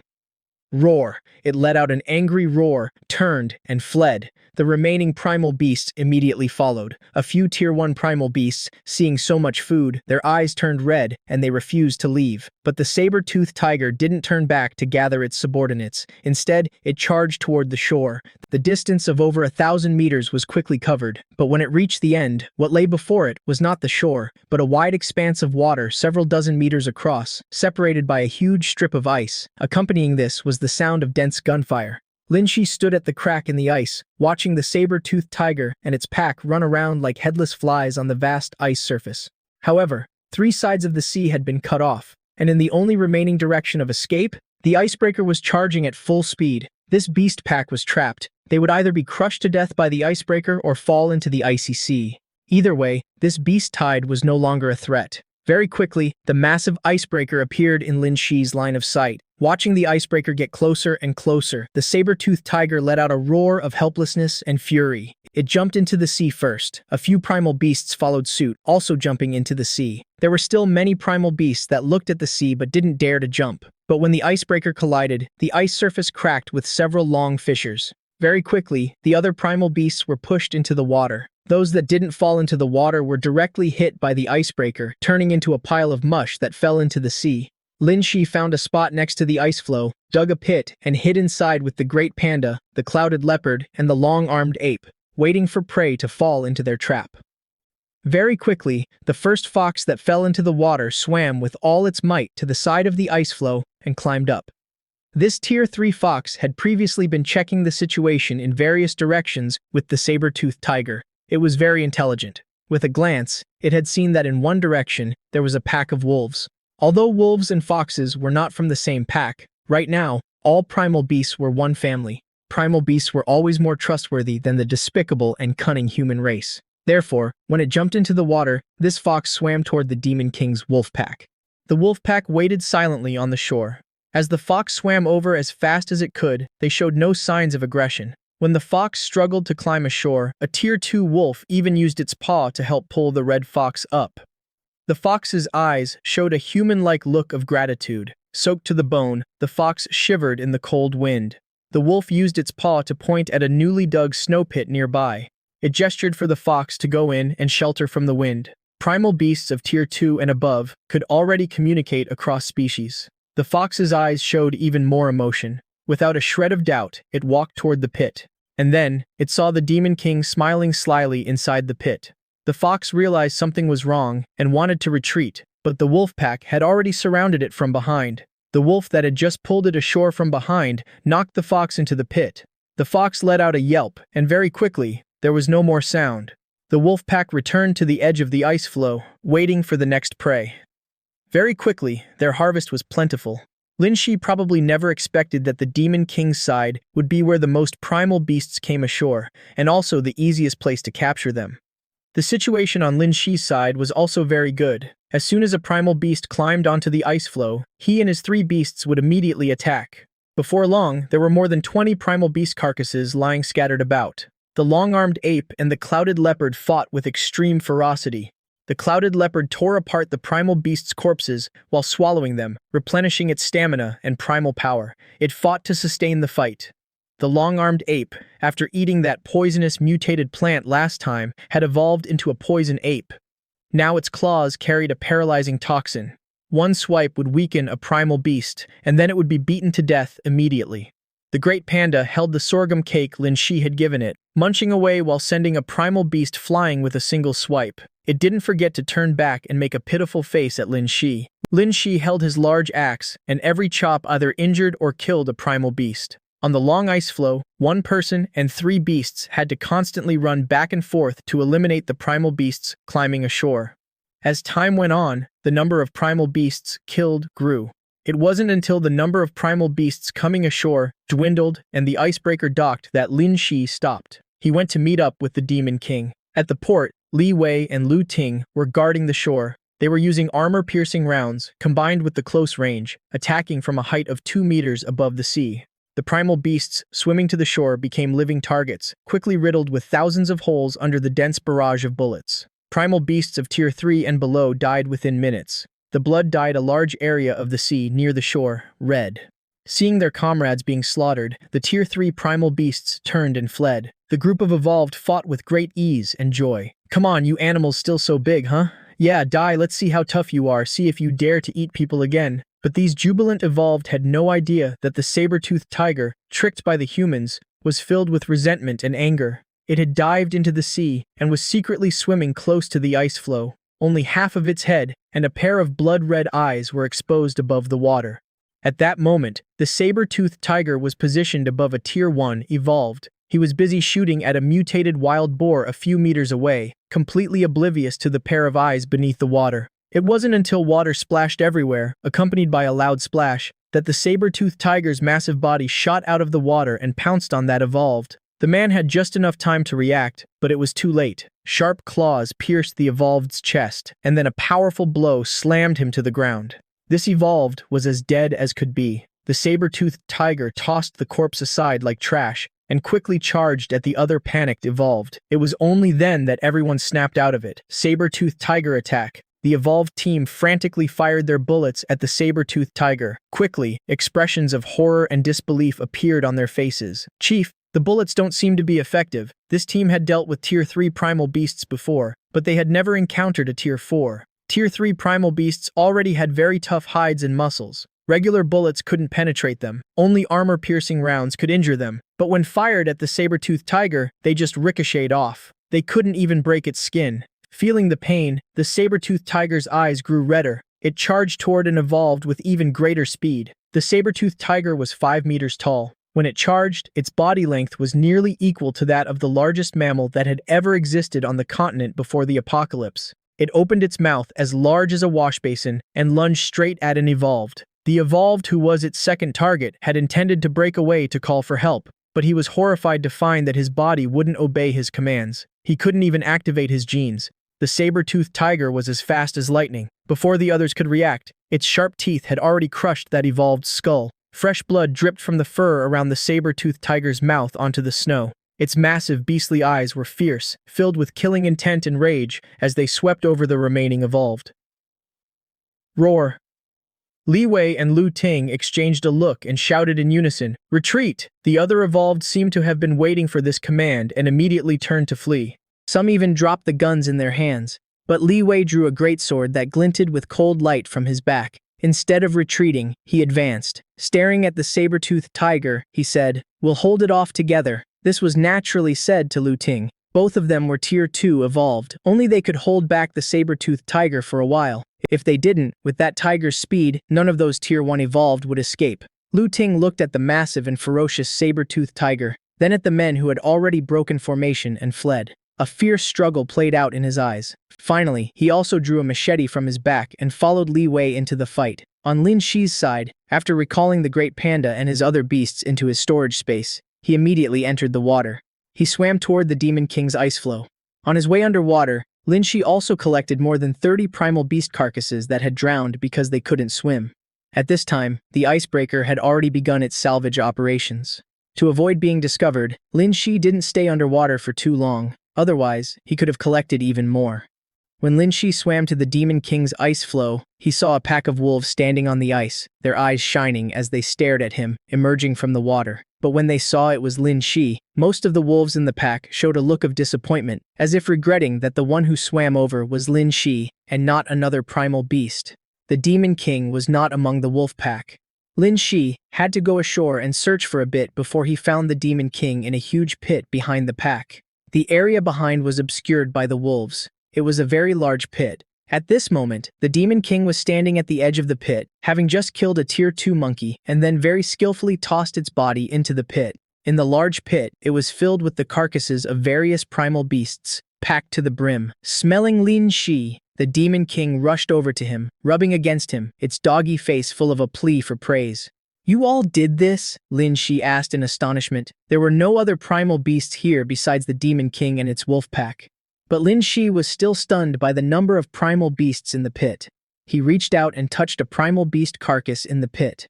All the carcasses in the pit disappeared, but Linshi already knew in his mind how many primal beasts were there. A total of 136 primal beast carcasses. This haul was even greater than the number of primal beasts Linshi had just killed on the shore and picked up from the sea combined. More importantly, among the primal beasts hunted by the Demon King and its wolf pack, there were as many as 20 Tier 3s. On Linshi's side, he had harvested a total of over 40 primal beasts. Adding the ones that drowned, it was only about 80. It wasn't that Linshi killed slower than the Demon King, but that there were only so many primal beasts on that shore. He couldn't have killed more, even if he wanted to. He hadn't understood before why he had encountered so few Tier 3 primal beasts on his side. There were only 6 in total. He never expected that most of them had run to the Demon King's side. Although the Demon King's wolf pack had more than 10 Tier 2 wolves, for Tier 3s, Tier 3 dogs, there was only the Demon King. To achieve this result was something he hadn't expected. Very quickly, the Demon King used the method of drawing on the snow to recount the process of their hunt to Linshi. After Linshi understood, he had a look on his face that was somewhere between crying and laughing. Is this the trust between beast species? Those primal beasts thought the Demon King's pack was there to rescue them, so one by one, just like the gourds in the story of the Gourd brothers, the one in front fell and the one behind charged up. On the ice floe where the Demon King was, under its lead, the wolf pack initially acted all gentle and harmless, causing the primal beasts on the shore to let down their guard. And then, they were ambushed by the Demon King and its wolf pack. Good boy, you're getting smarter and smarter. Well done. When we get home, we'll read some more of Sun Tzu's Art of War. Linshi patted the Demon King's head. The Demon King being able to grow to this point today, Linshi was very pleased. Like an old father seeing his foolish son finally learn to mend his ways. Letting the Demon King read ebooks in his spare time isn't a bad idea. A dog isn't scary. An evolved dog isn't scary either. But an evolved dog that also understands the art of war. Now I ask you, are you scared? The Demon King narrowed its eyes, looking smug. On the snow-covered ground, it drew a few flamboyant characters. It is all because of Master's excellent teaching. Linshi. This guy has even learned how to flatter. After storing the wolf pack in his space to rest, Linshi once again mounted the Demon King, searching the surroundings for any trace of the Tier 4 saber-toothed tiger. The saber-toothed tiger was the most valuable primal beast in this beast tide. The port at this time, for some reason, had more people. On the ground, there were also dozens more corpses. Qin Shuang and several other superhumans from the icebreaker had received news from other fleeing superhumans and had come by boat to provide support.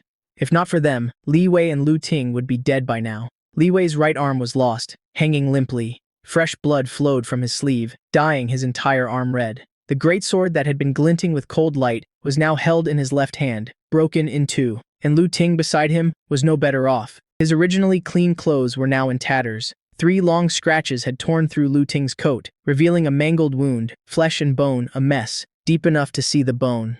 Thank you so much for choosing to stop by and support Apocalypse Stories. Your presence is the most meaningful gift to me. Every listen, every word of encouragement from you is a great motivation for me to continue polishing the next episodes. If you enjoy this content and want to support me, you can buy me a coffee through the account nickname Vietcombank Mi Chuyen Mat The. Your companionship is the lifeblood of the channel. I wish you relaxing and emotional moments listening to the story.